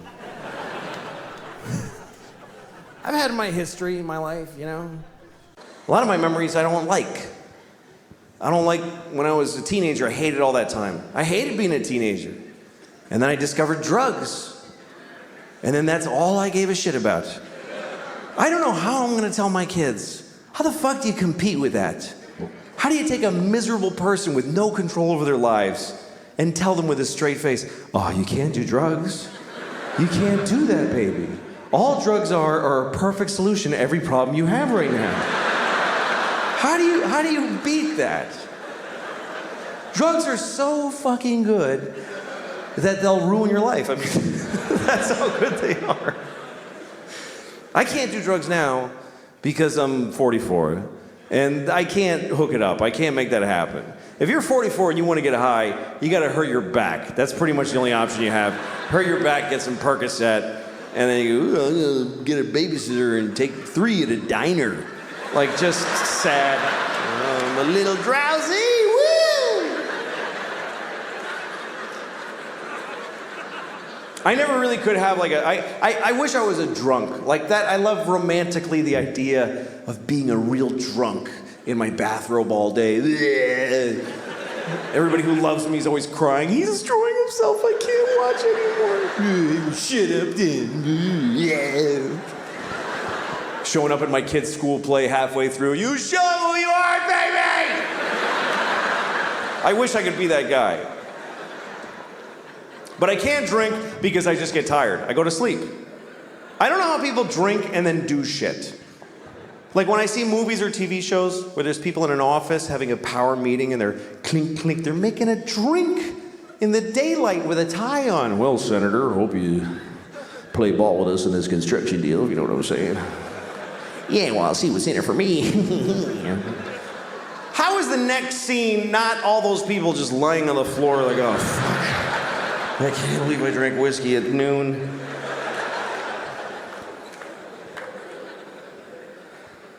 I can't smoke pot because it's the same thing. I'm too old for it. Sometimes young people come up to me after shows. Hey, do you want to smoke some pot? I'm like, can I get my portion to smoke without you alone later? Because I don't want to stand in a parking lot with some 20-year-olds. Last time I got high, I was in Kansas City, and I got high because I was in Kansas City, and it was shitty. So after the show, so these kids that worked at the club, they're like, you want to smoke some pot? I'm like, yes. So I'm standing in a parking lot with these kids, like 20 years old, and we're smoking a joint. And I'm taking huge hits, because I had no idea. I didn't know they'd been working on this shit like it's the cure for cancer. I didn't understand the fucking technology that's gone into making pot so powerful. Because when I was a kid, you could just smoke a joint for a while. Now you take 2 hits and you go insane. It's not doable anymore. And I was taking big hits, like big 1970s jean jacket, Bad Company hits. Here come the jesters, 1, 2, 3. It's all part of my fantasy. And I'm like, yeah. And even the kid with the wooden hole of no ear, the absence of flesh in his ear with wood, I don't know what that is.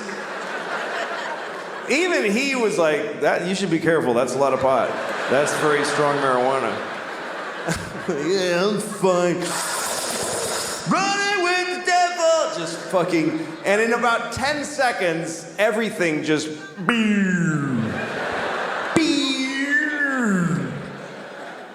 and I'm like, oh shit. This is an ordeal now. I'm not gonna feel okay for a very long time.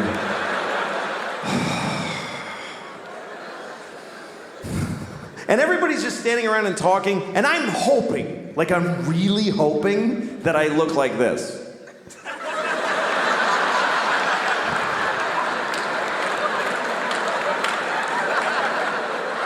But I'm pretty sure that I was just scanning insanely.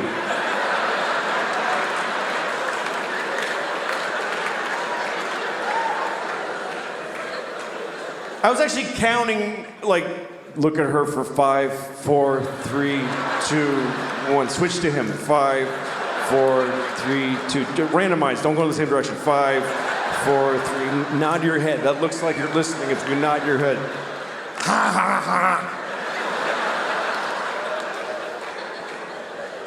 And at one point I realized I need to get out of here because the air is hitting my arm weirdly and they can tell. They totally know that I'm not handling the way air is touching my arm right now.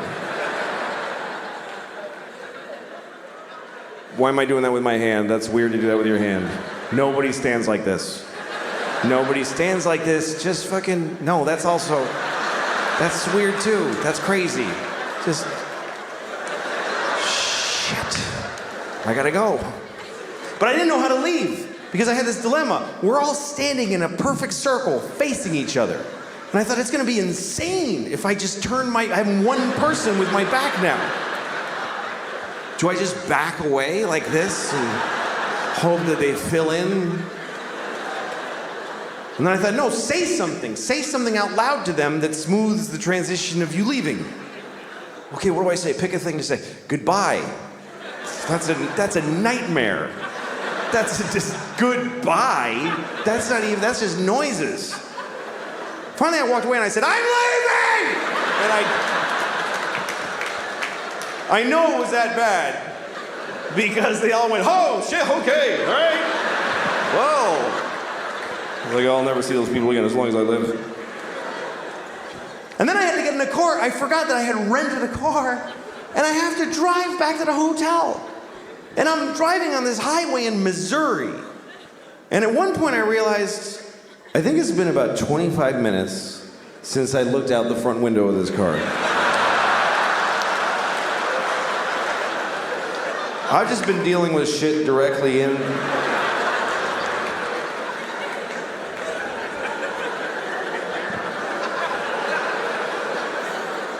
Oh, shit. There's a whole spectrum of responsibility out here. I'm supposed to take part in this. And then at one point, I remember I was at a drive-thru, and I was terrified because there's a lady sticking her head out a window, and she's mad. She's going, sir, sir. And I just kept saying, I don't know. I had the window closed. I had no fucking idea. What part of the transaction am I? Did I pay yet? Have I ordered? Have I been sitting here for 40 minutes just eating at the window and I ate the paper and everything? Sir! And I just went, I don't want it! And I just fucking bolted.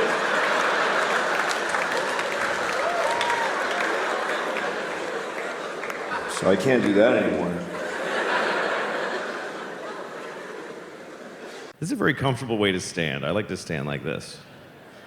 Sometimes I stand like this. This isn't comfortable, but it's a tiny bit entertaining. Because it makes people look at you like, I don't know why that bothers me. That's a little weird. I mean, it's not crazy like standing like this, and it's not normal. It's just a little... You see people looking at you. What is it? Why is he...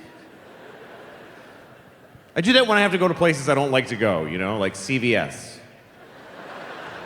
I hate CVS, but sometimes you gotta go in there. That should be their slogan. CVS. Sometimes you gotta come in here. Where else are you gonna get your wart Band-Aids? And that's stuff for your dry vagina. Dry vagina. I used to think it was called a vagina when I was a kid because I grew up in Boston. Shut up. I don't care. In Boston, they have something they call the Boston accent. It's not an accent. It's a whole city full of people pronouncing most words wrong. It's a regionally agreed upon stupidity. And I was raised to talk like an idiot in Boston because the teachers talk like that and they teach you to talk like that. I remember my 5th grade teacher when we did sex ed. She was like, this is a diagram. She's like, this is a penis, and this is a vagina. Now, during intercourse, the man ejaculates sperm into the vagina. And then later, a fucking baby comes out of the vagina. And sometimes it's retarded. Yeah. It's sad when they come all mentally retarded. I grew up in the 70s and teachers said retarded. Some people are retarded.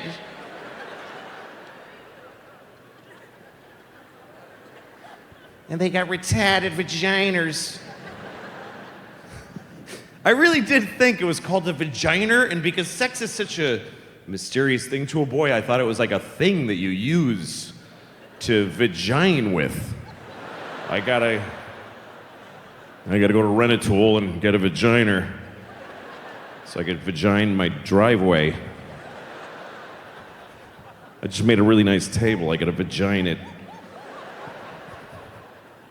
That would make a nice table. Make a new table and you sand it, and you're like, all right, honey, get up there, and she just...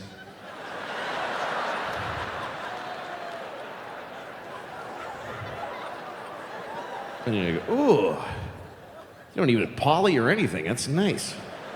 That's like the old way to do it, you know?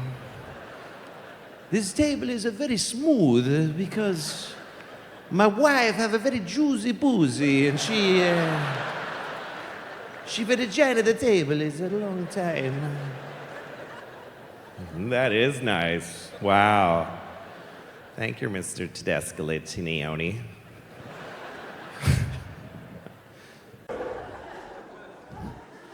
I was at a bar, and I was waiting for the bathroom for a really long time. There's a guy in the bathroom, and I'm waiting for him. And then after a while, this guy that works there walks by. He goes, are you still waiting? And I'm like, yeah. So he bangs on the door, and he goes, come on, asshole, shit and get out. And then he walks away.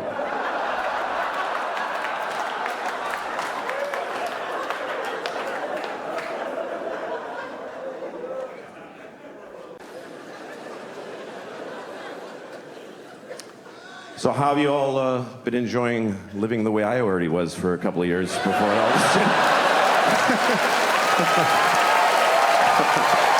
Welcome to my life.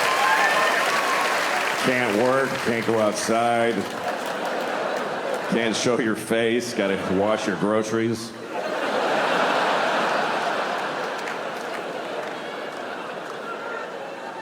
Because I got cum on the groceries. That's why in my mind, that's what it means. Maybe that's what you were thinking, but. I have a solution for the pandemic, by the way, for COVID. I have it. This is it. We test everybody, first of all. Every time we find somebody who has COVID, you kill them. That's it. That's the solution. You won't need another one after that one. That's the final one.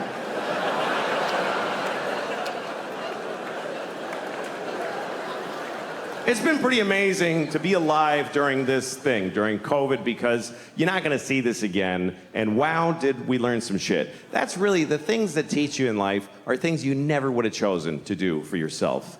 I mean, think about your life as far as it's been where you have the choices, where you're like, I'm going to do this, I'm going to pursue this. It all goes to shit, every bit of it. And even when it goes right, you're like, why don't I like it? It's what I wanted, but why don't I like it?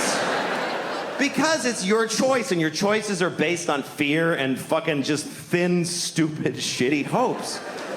But when life just kicks you in the balls and you're like, oh, fuck, everything's different now, and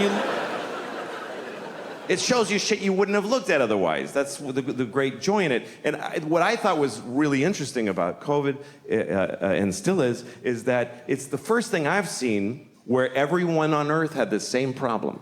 Every human being on Earth had the same problem. We never had that before. That's why we don't give a shit about each other. Because you read like, oh, there's floods in Houston. You're like, fucking water. What is it? What's your problem? Floods. What is that? Just walk like this. What, you can't handle some water? My basement floods. What the fuck? Who gives a shit? Like, he's on a canoe in the street. That looks like fun. Why is that an issue? There's fires in California. Blow it out. You fucking blow out a fire? Get the water from Houston and dump it on California. Fucking deal with it. But we all had the same problem. Every person from Zimbabwe to Tokyo to Newark to Honolulu, everybody was doing the same dumb shit. Every person had the same stupid fucking moment at the same, just trying to get the mask out of the well of your car door. Trying to, I gotta go in Walgreens. Where's my fucking mask? You try to, it's got pistachio shells in it and pennies.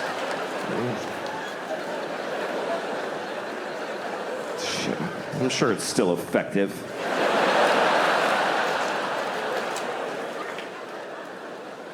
I actually liked the masks because everybody looked nice. Everybody did. Because it's just their eyes. Eyes are nice. You never hear somebody say, that guy's got gross eyes. It's really, we should hide these. We should keep the masks because this is disgusting. How do we just, with no shame, look inside my face? Spit at a tongue and teeth. It's fucking gross. Cover your mouth. Don't.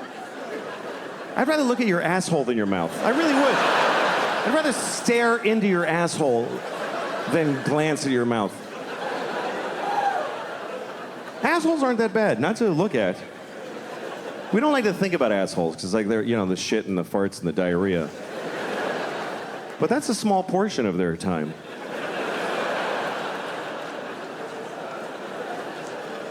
You ever really look at an ass? You ever really look?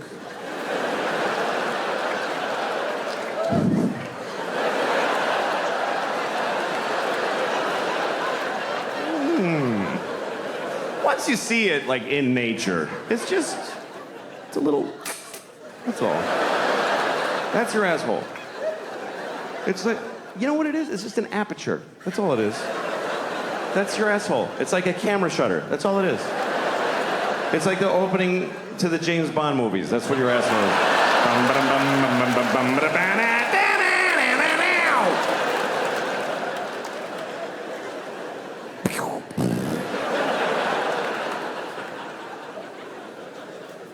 You ever go to lick somebody's asshole and there's a little guy with a gun in there?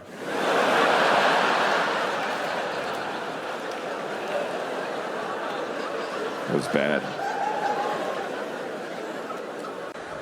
I was thinking the other day, what if there was a baby who was born, and there's been a lot of fucked up babies. There's all kinds of babies born.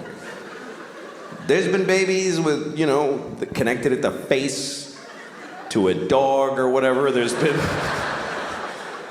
babies with 3 legs, with hands on them. There's been Chinese babies. That's the worst thing I ever said. I think I just finally said the worst thing I have ever said. That was totally unredeeming and horrible. And it feels good. It feels good to have found the bottom. It's a comfort in knowing that I just said the worst thing I'll ever say in the rest of my life. It's good. All right.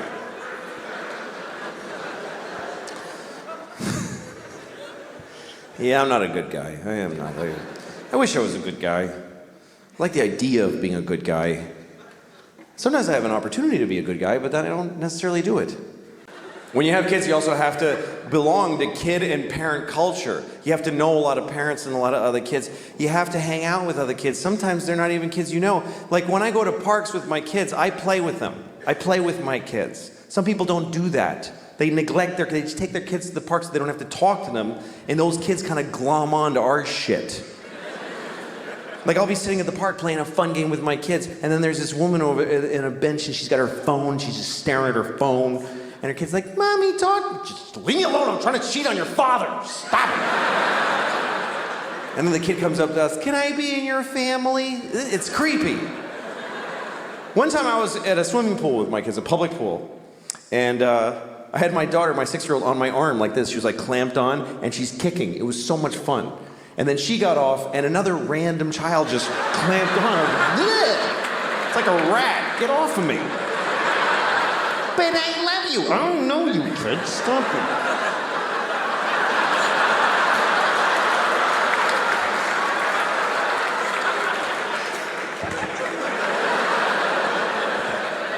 I think the kid's dead. I don't know. What happened?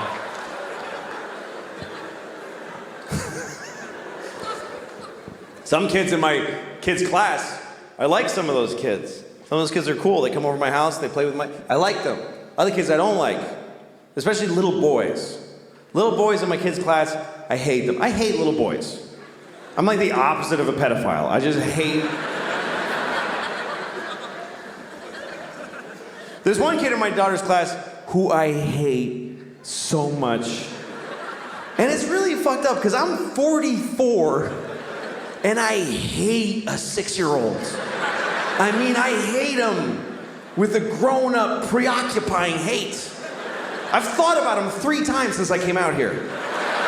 That's how much I really hate this kid.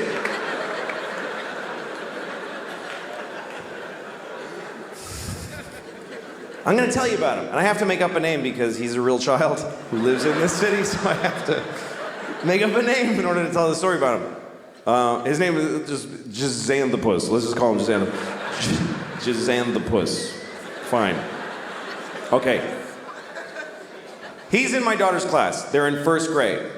And when we take our kids to class, there's a little procedure. You bring your kid to school, and they have their backpack and their jacket, and they go to their cubby, and they take it all off, and they put it in the cubby. Then they take their the homework folder and their lunchbox and put them in the bins. Those are their little responsibilities. You help them do it, so they'll blah, blah, blah, blah. But Jazan the Puss, when he comes in, he doesn't do none of that shit. He just walks in and just sheds it all. He just...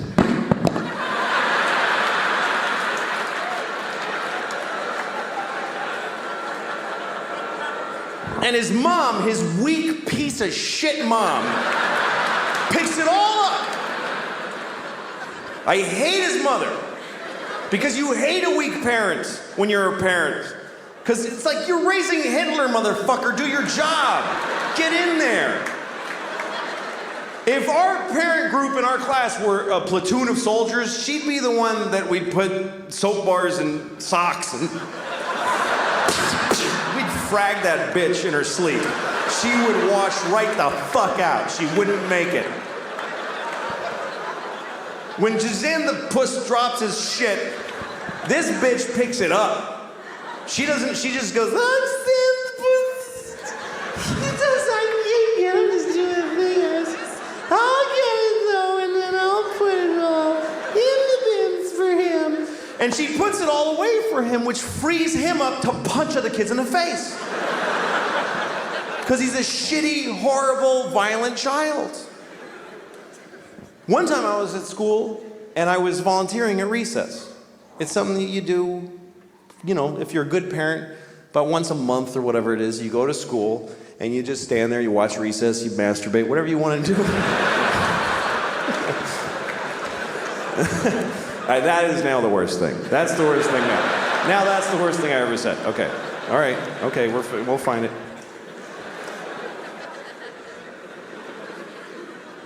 I mean, you could. It's a public school. Nobody would even give a shit. But I haven't thus far.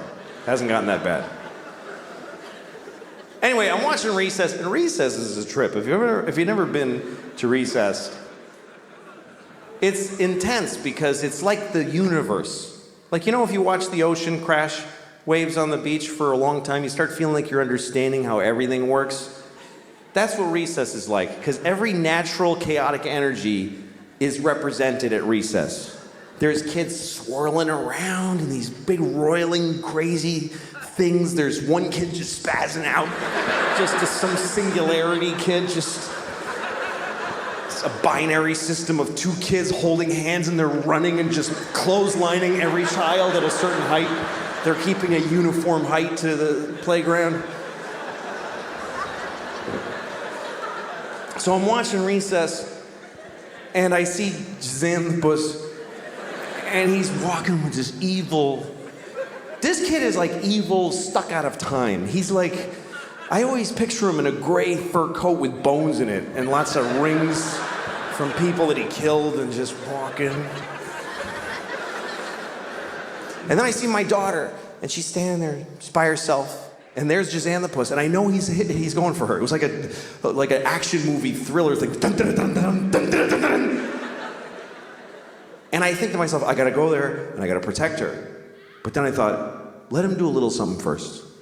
Let him do just a little something because I want this kid in my life. I want a reason.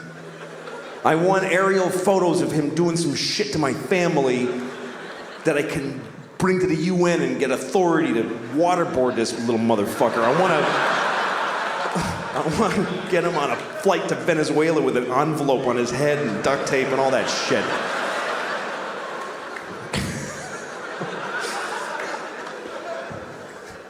So anyway, he goes for her, grabs her arm, starts twisting it. She goes, nah!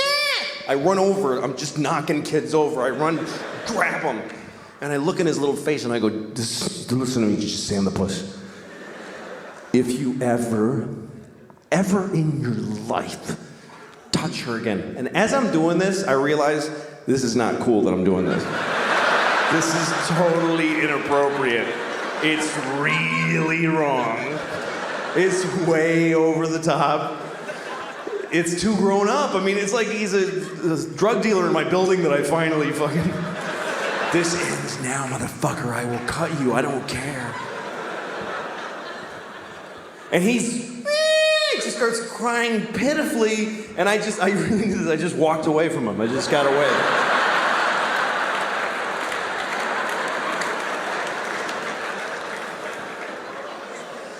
And then all the teachers, everybody that gathers around, what's Jan the Puss? What's wrong with you? And he's like, and he couldn't articulate it because he's not getting educated. Fuck him. I was there going, yeah, you could have told on me, bitch, but you're too stupid now, which is your own fault. You future ditch-digging piece of shit. Oh, I'm gonna love watching you grow up into nothing, motherfucker.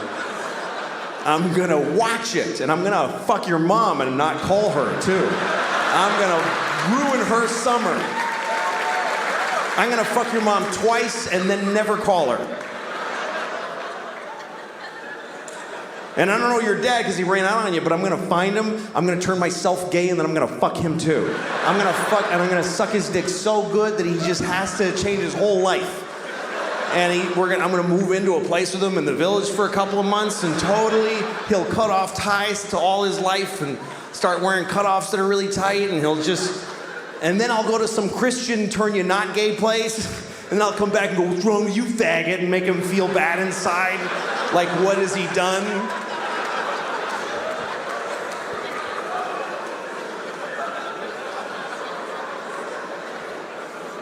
Well, you gotta protect your kids. You gotta look after them. You gotta protect your kids. You gotta do it, man. A lot of people talk the talk, but, A lot of people say that shit. I would throw myself under a bus for my... Oh, yeah? Would you fuck another kid's dad and confuse him sexually and yourself sexually in the process? And use homophobia that you hate against another person just because some kid shoved your kid for a second? That's my baby girl. I gotta do it, son. I gotta suck that dick. That's my baby girl. I gotta do it for her.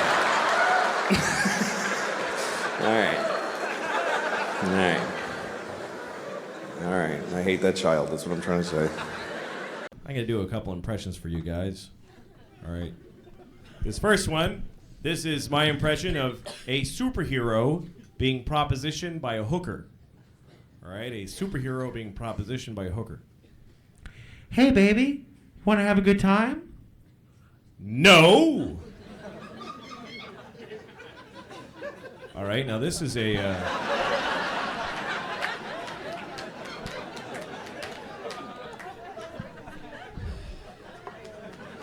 This is a guy who doesn't know how to match his face to what he's saying.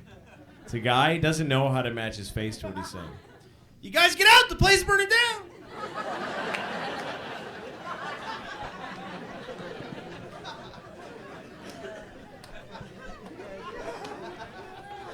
Here's a guy who doesn't know if he's from Alabama or Brooklyn. Doesn't know if he's from Alabama or Brooklyn. Hey, what are you guys doing? Hey, bud. Hey, buddy, how you fucking doing, huh? I had a dream the other night. I had a dream that I was a little Japanese girl. I did. I'm not usually somebody else in my dream, but in this dream I was way not me. I was a little 7-year-old Japanese girl. And I remember I was like walking around and I was scared because there's these guys with swords and they were cutting the heads off of children. And I was like, Oh, scared. Oh, it's a man with a sword. I mean, I can't help, it's a dream. I can't help. I dream in black and white and stereotypes. I can't help it. Oh, I'm so scared. And the guys with the swords are like, whoa, whoa, and they're cutting the heads off of children. I was like, oh. But also, they have these chocolate coconut donuts, and they're eating them. And I was like, oh. But also, I was like, oh, I want those fucking donuts. Like the real, I wanted to really ask them for a donut, but I was scared of having my head cut off. So I guess it just means be yourself. I think that's what the dream meant. That's as much as I could figure out about it. I was talking to my friend the other day about Jesus, Christ. And I don't remember why, but I happened to mention that Jesus was Jewish. And my friend said, he was? And I said, yeah, Jesus was Jewish. And he said, I don't think so. And I said, that's okay. It already all happened. Doesn't matter what you think. But he argued with me. He was like, dude, Jesus couldn't be Jewish. Think about it. I'm like, you fucking think about it, you idiot. What was he then? Was he Presbyterian? What was he? Catholic? Okay, Jesus was Catholic. And he had a gold chain with a cross. And when they nailed him up, he was like, oh, that's why we have those. That finally makes sense. I didn't even know. Oh, fuck, that's me. I'm the little guy on it.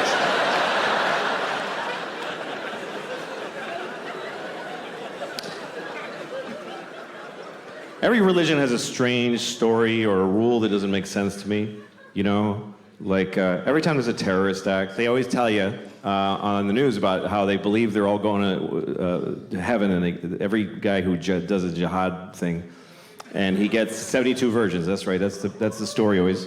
72 virgins, which, first of all, who are those women? Who are the 72 virgins? Does God have to kill 72 nice girls? All right, ladies, the good news is you're going to heaven. The weird news...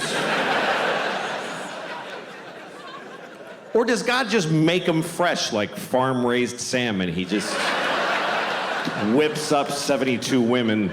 All right, nobody fuck these. I'm saving them for that guy. It's a weird concept. You get your own 72 virgins for all eternity. First of all, they're only virgins when you first get them. Once you start fucking them, it's over. After a week, he's like, I only have 3 left. And 69 whores. That has to be one of the more confusing moments in God's life, when he's handing off 72 virgins to some guy who just blew up a bus in Tel Aviv. And he's like, all right, what the fuck am I doing? I don't even know anymore. I need a drink. My wife and I were thinking of having a baby, and I'd like to have a kid, because you can name your kid anything you want. I like that part. like to give my kid an interesting name, you know? Like a name with no vowels, maybe, you know? Just like...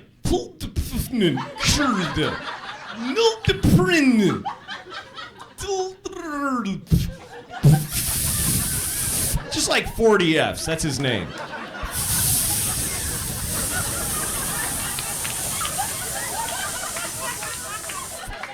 Go clean your room, you know, something like that.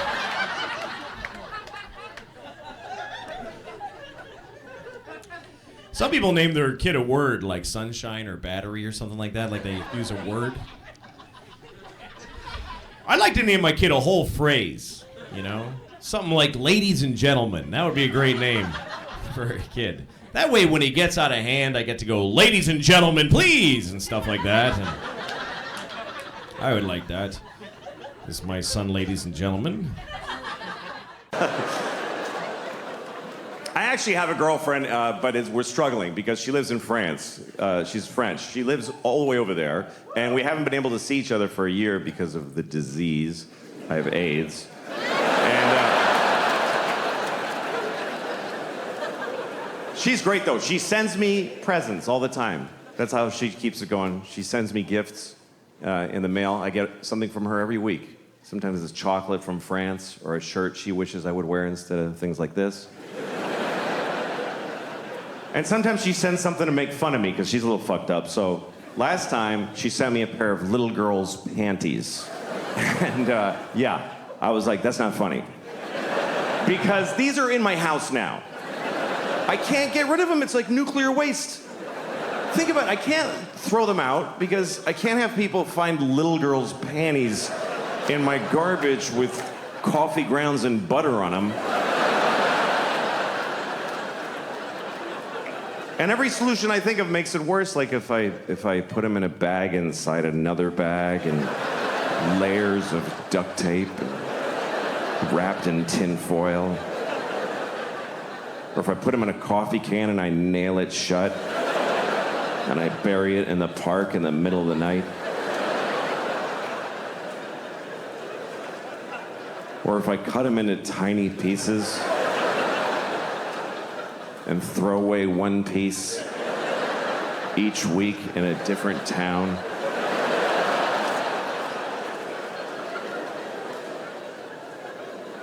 My friend tried to help me. He's like, why don't you just burn them? I'm like, do you understand? Even if there's a 1 in a million chance I get caught burning little girls' panties.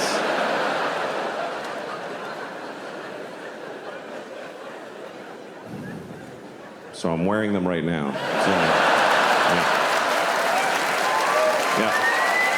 It's the only solution I could come up with. I wear them every day.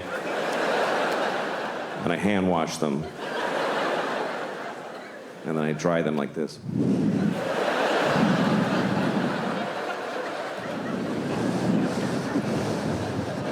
Just right on the little strawberries.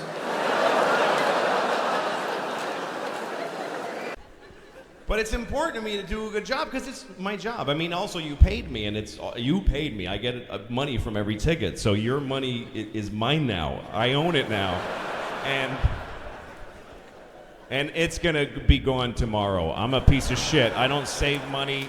If I die tonight, my kids are homeless tomorrow morning. Someone's gonna wake them up. Your daddy's dead. Get your shit and get out, because I don't save money. I think it's arrogant to save money. You shit it out. Money is like oxygen. It's not my money, it's the money. I could die tomorrow, so fuck it, I spend it. I didn't buy my mom a house. You're supposed to have that musical montage when you get a TV show where you take your mom to the... Oh, look at it. I didn't do that. She's my mom, but she's not me. Why would I buy her a house? But, You ever flush a pet down the toilet? I had to flush my daughter's fish down the toilet. I came home, the fish was dead. She wasn't home from school yet, so I just flushed the fish. And that's a weird moment, too, because fish live in water. So you put it in the toilet, floats to the bottom, like, yeah, he's dead. And then you flush, and it looks like he goes, wait a second! Oh, shit! I was taking a nap! Jesus! You gotta be in constant motion. You gotta be respecting his house.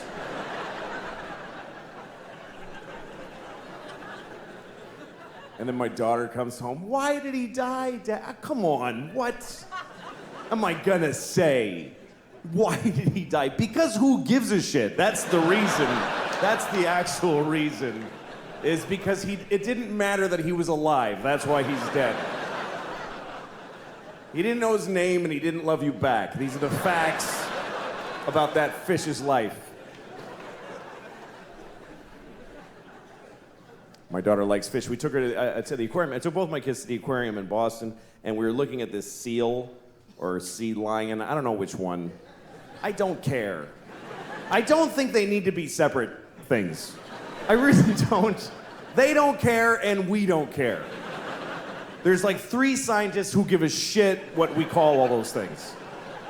The scientists could go on TV tomorrow and say, okay, everybody, from now on, seals and sea lions and walruses, and you know what? Penguins are all seals now. And we would all be like, yeah, fine. Yes. Whatever, man. Anyway, so we're looking at this sea lion thing, and he's looking back at us through the plexiglass, and he's going, ugh. They're really disgusting in person. Most animals are when you really see them. You ever go to a farm, you think you're gonna see little white sheep going, bah, but they're all fat and shit-colored, and they're like, bah. Jesus. That thing is awful. Anyway, seals don't go, they go, ugh. My daughter's like, what does he say? I don't know. I'm a slave. Kill me!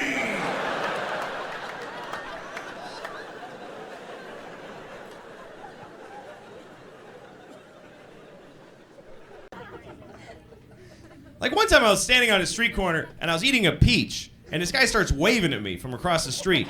And what do you do when someone waves at you? You just wave back. Your arm just shoots up there. And I had a peach, so I'm waving the peach at the guy. And then I realized that he's not waving at me. I don't even know the fucking guy. He's waving at a guy behind me. So I'm just waving a peach at nobody. People looking at me. I didn't want to stop waving because I would be admitting that I fucked up, you know? I just kept waving it. I just started going, look at my peach! I have a peach! Look at it! Then people were afraid of me. That's respect. My own kids, I love my kids, but sometimes when they complain, I get really pissed off.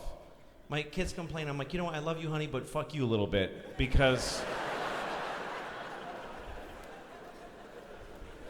you have an amazing life. I gave my daughter Benadryl the other day because she had a rash, and it was bubblegum flavored. And she's like, ew, fuck you, ew, what are you, nuts? It's medicine! Most kids don't have medicine. When they get sick, they die on a rock with a bear eating them. Oh, he's got a sniffle. Ring the bear bell and put him outside.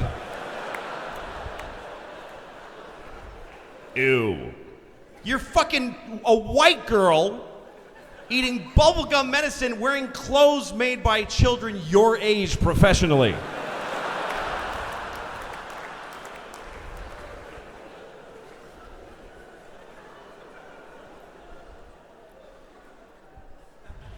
And I don't mean to say that if you're white, you have no right to complain. I just mean that if you're black, you have more right to complain. White people wish that black people would just forget everything that ever happened to anybody. We're so impatient. Come on! Every year, white people add 100 years to how long ago slavery was.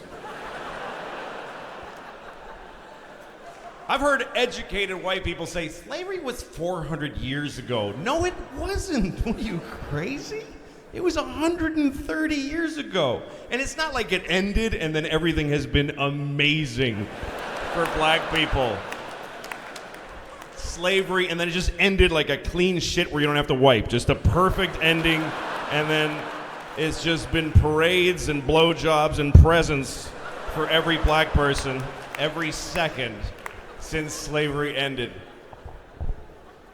If you meet a black person with gray hair, they remember a time where they legally weren't allowed to use certain water fountains, so give them a second.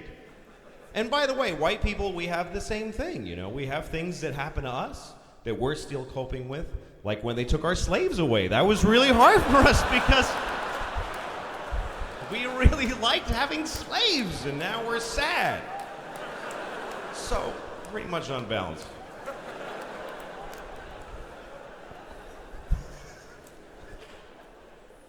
But I hope my children have a good life. But now my kids, I take them everywhere. I'm responsible for every second of their lives. I'm with them all the time, watching them do their thing. I take them to soccer. Yeah, you're playing soccer. You're playing soccer right now. I know you're playing. Are you done? Okay, let's go over here. Was that fulfilling? Was it strengthening and confidence? Like, you have to do everything with them. And I have two kids, a 5-year-old and an 8-year-old, and when it's just the three of us, it can be challenging because they're very disparate skill levels. The 8-year-old is blossoming. She can do all kinds of stuff. The 5-year-old is not good at anything. I mean, she's 5. She's appropriately shitty at everything for a 5-year-old. But what that means is that when we go out together, we have to choose shit that she can do. We're all brought down to her level. We're like 3 5-year-olds of different sizes, just doing boring 5-year-old shit. It's limiting. Hey, let's go for a bike ride. I'm never very confident in my bicycle. Oh, fine. Let's just sit here and look at each other then. Is that? Jesus. We went swimming once, the three of us, and it was torture because the 8-year-old is amazing. She's swimming and she's in the deep end. And she's swimming alone. She's lonely. She's, Daddy, please swim with me. I'm like, I can't because this one won't. We're in the shallow end. And she won't let go. She's like, I'm gonna drown. Just, it's to your tits. Just please fucking stand there. It's nothing. It's too deep. What, really? What, like, I would just go, haha, you're dying now. That's funny to me. Like, really? If I wanted to kill you, I'd wait till you're sleeping and do this for 4 minutes. That's all it would take. You should thank me every morning you wake up alive. That's how easy it is to kill you. So why would I take you to a fucking swimming pool in the afternoon to murder you?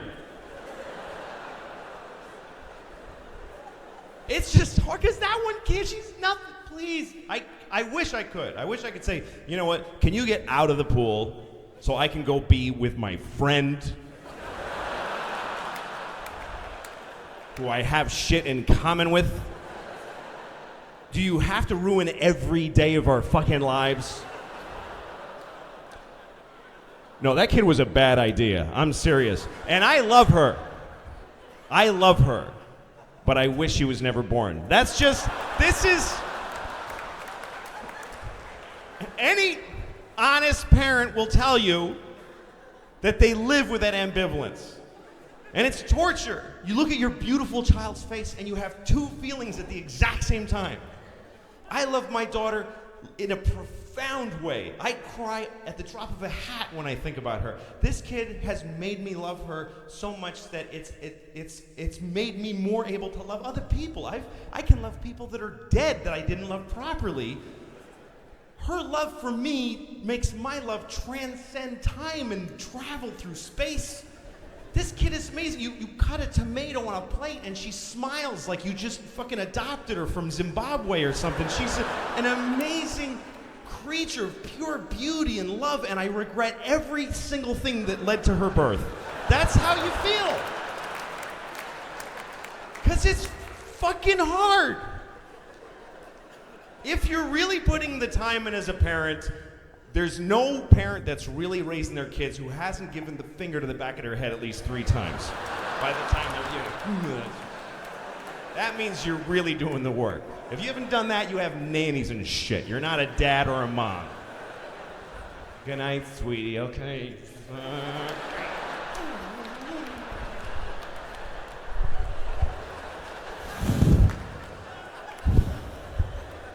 Light of my life, light of my life, light of my life.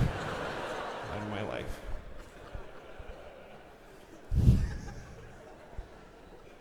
I think that,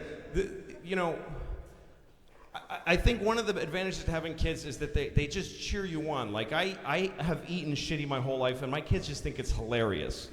They don't care. They're like, Daddy ate 40 cookies! They just think it's the funniest fucking thing.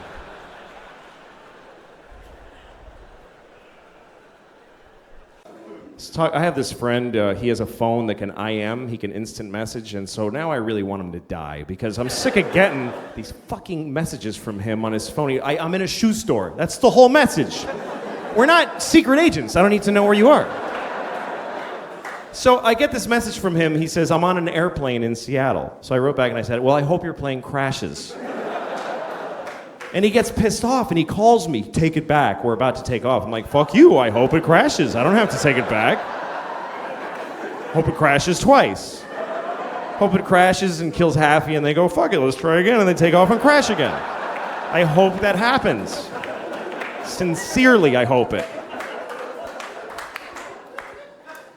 And he tries to make, he goes, well, how are you gonna feel now if my plane crashes after you went and said that? I'm like, are you shitting me? That would be amazing.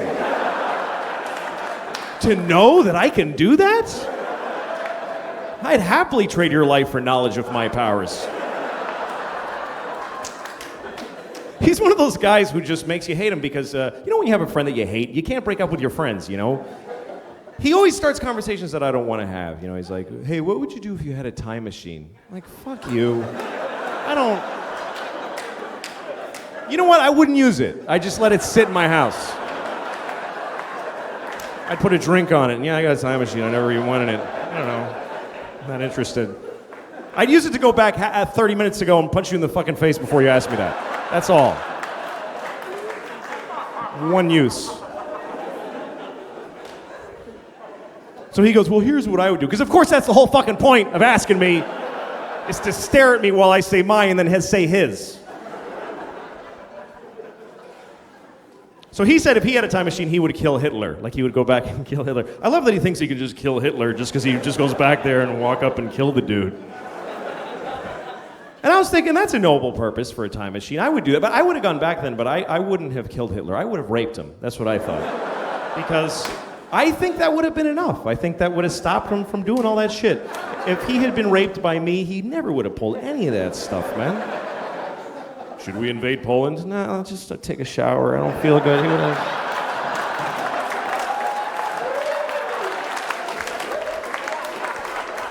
Low self-esteem and, you know...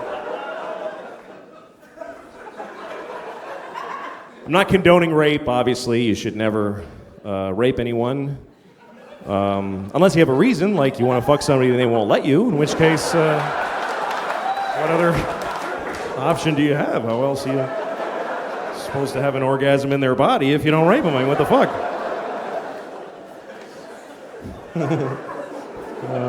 Okay, that's fucked up. I had kids too late in life, I think. And I didn't take good care of myself. I'm a shitty, unhealthy father. And I think that's unfair. And I wish I'd taken care of myself when I was younger for their sake. It's another thing young people do. They don't look ahead. They don't think about the future. There's a view of the future that changes as you grow up. Like 20-year-olds have no idea what's going to happen to them. They're mystified by 30. What's it going to be like when I'm 30? Maybe I'll be a space person helper.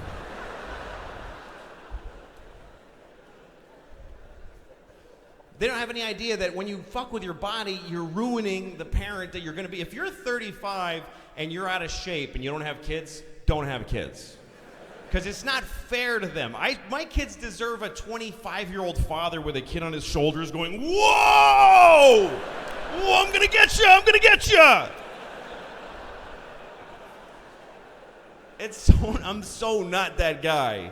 I'm not even the cool salt and pepper dude throwing the football through the tire on the Viagra commercial. I'm not even that guy. You know. Because I didn't take care of myself. Young people are arrogant. They're like, fuck it, man. Woo! Who gives a shit? Who wants to live forever anyway? Woo! And they think they're gonna die. That's how dumb they are. Get fucked up, and they think they're just gonna explode like just a nebula of excess, just a beautiful, they're gonna turn 50 and then just, oh my God, he did just what he wanted the whole time!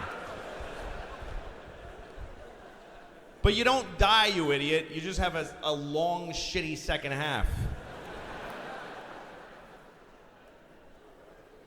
You get to like 38 and you're like, ugh, I'm uncomfortable a lot of the time.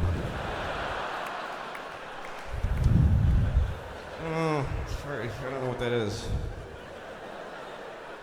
I sweat with no activity involved.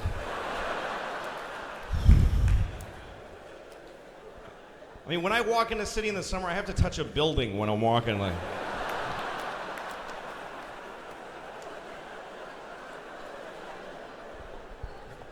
and I got 40 more years of this shit. I'm not dying.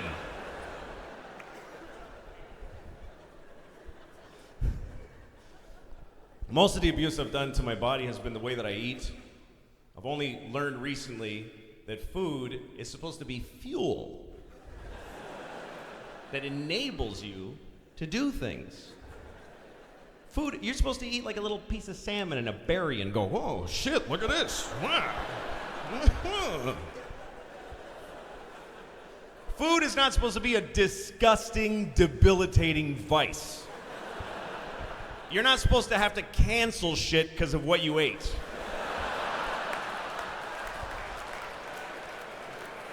Just clear the day so you can take the hit from what you put in.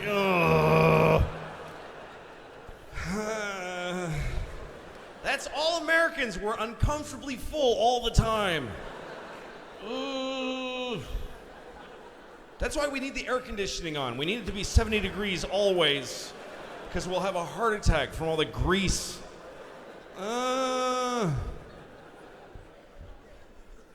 Do you know that it costs 10 times the fuel to air condition our homes than it does to heat them? Did you know that? 10 times the fuel, just for comfort. How shocking is that? Especially because it's not true. I made it up, but it's fun to... Fuck it, it's true. Who cares? Just go home and Google it. I'll get home before you and put it in the internet and it'll come up. But, we eat too much as a nation. You ever go into like a real American restaurant like Applebee's and everybody's just in pain at their tables, just...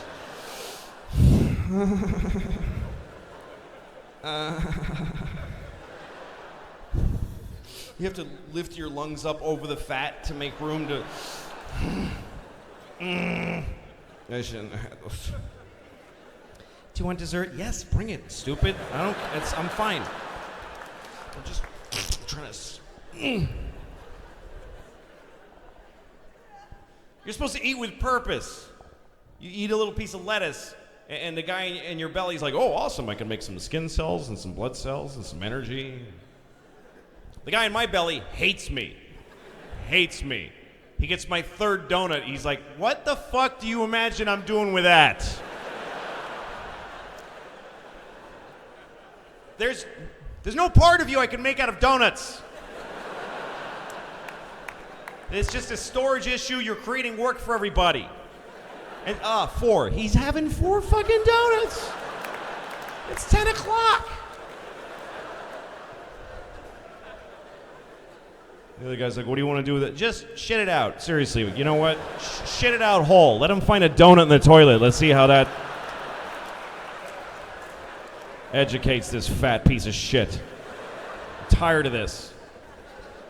Shit it out whole. He chewed it. Reassemble it and shit it out. I'm serious. Get everybody on it. Bring the guys up from the feet and put that thing together and shit it out. And shit it out the hard way, too, not like a coin out of a slot. Make him blow it out of his asshole like a smoke ring of dough. Just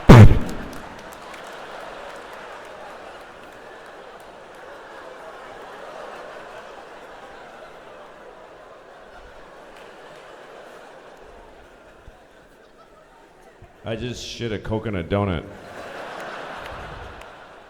It's perfect.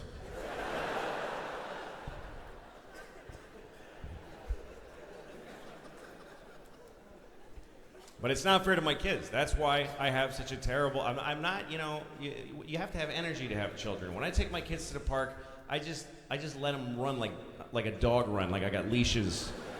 Just go. Daddy, chase us. I'm not chasing you. Just grow up sad. Sorry, it's how it works.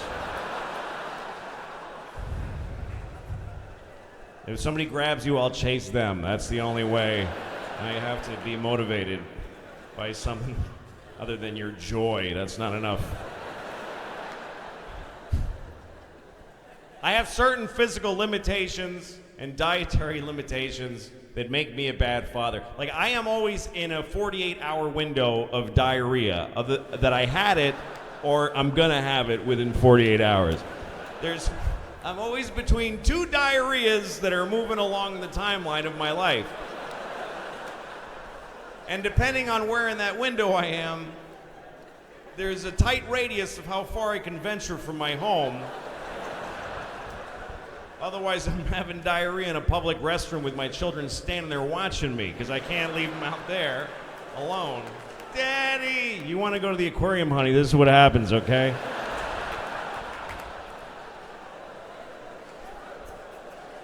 It's not fair to them.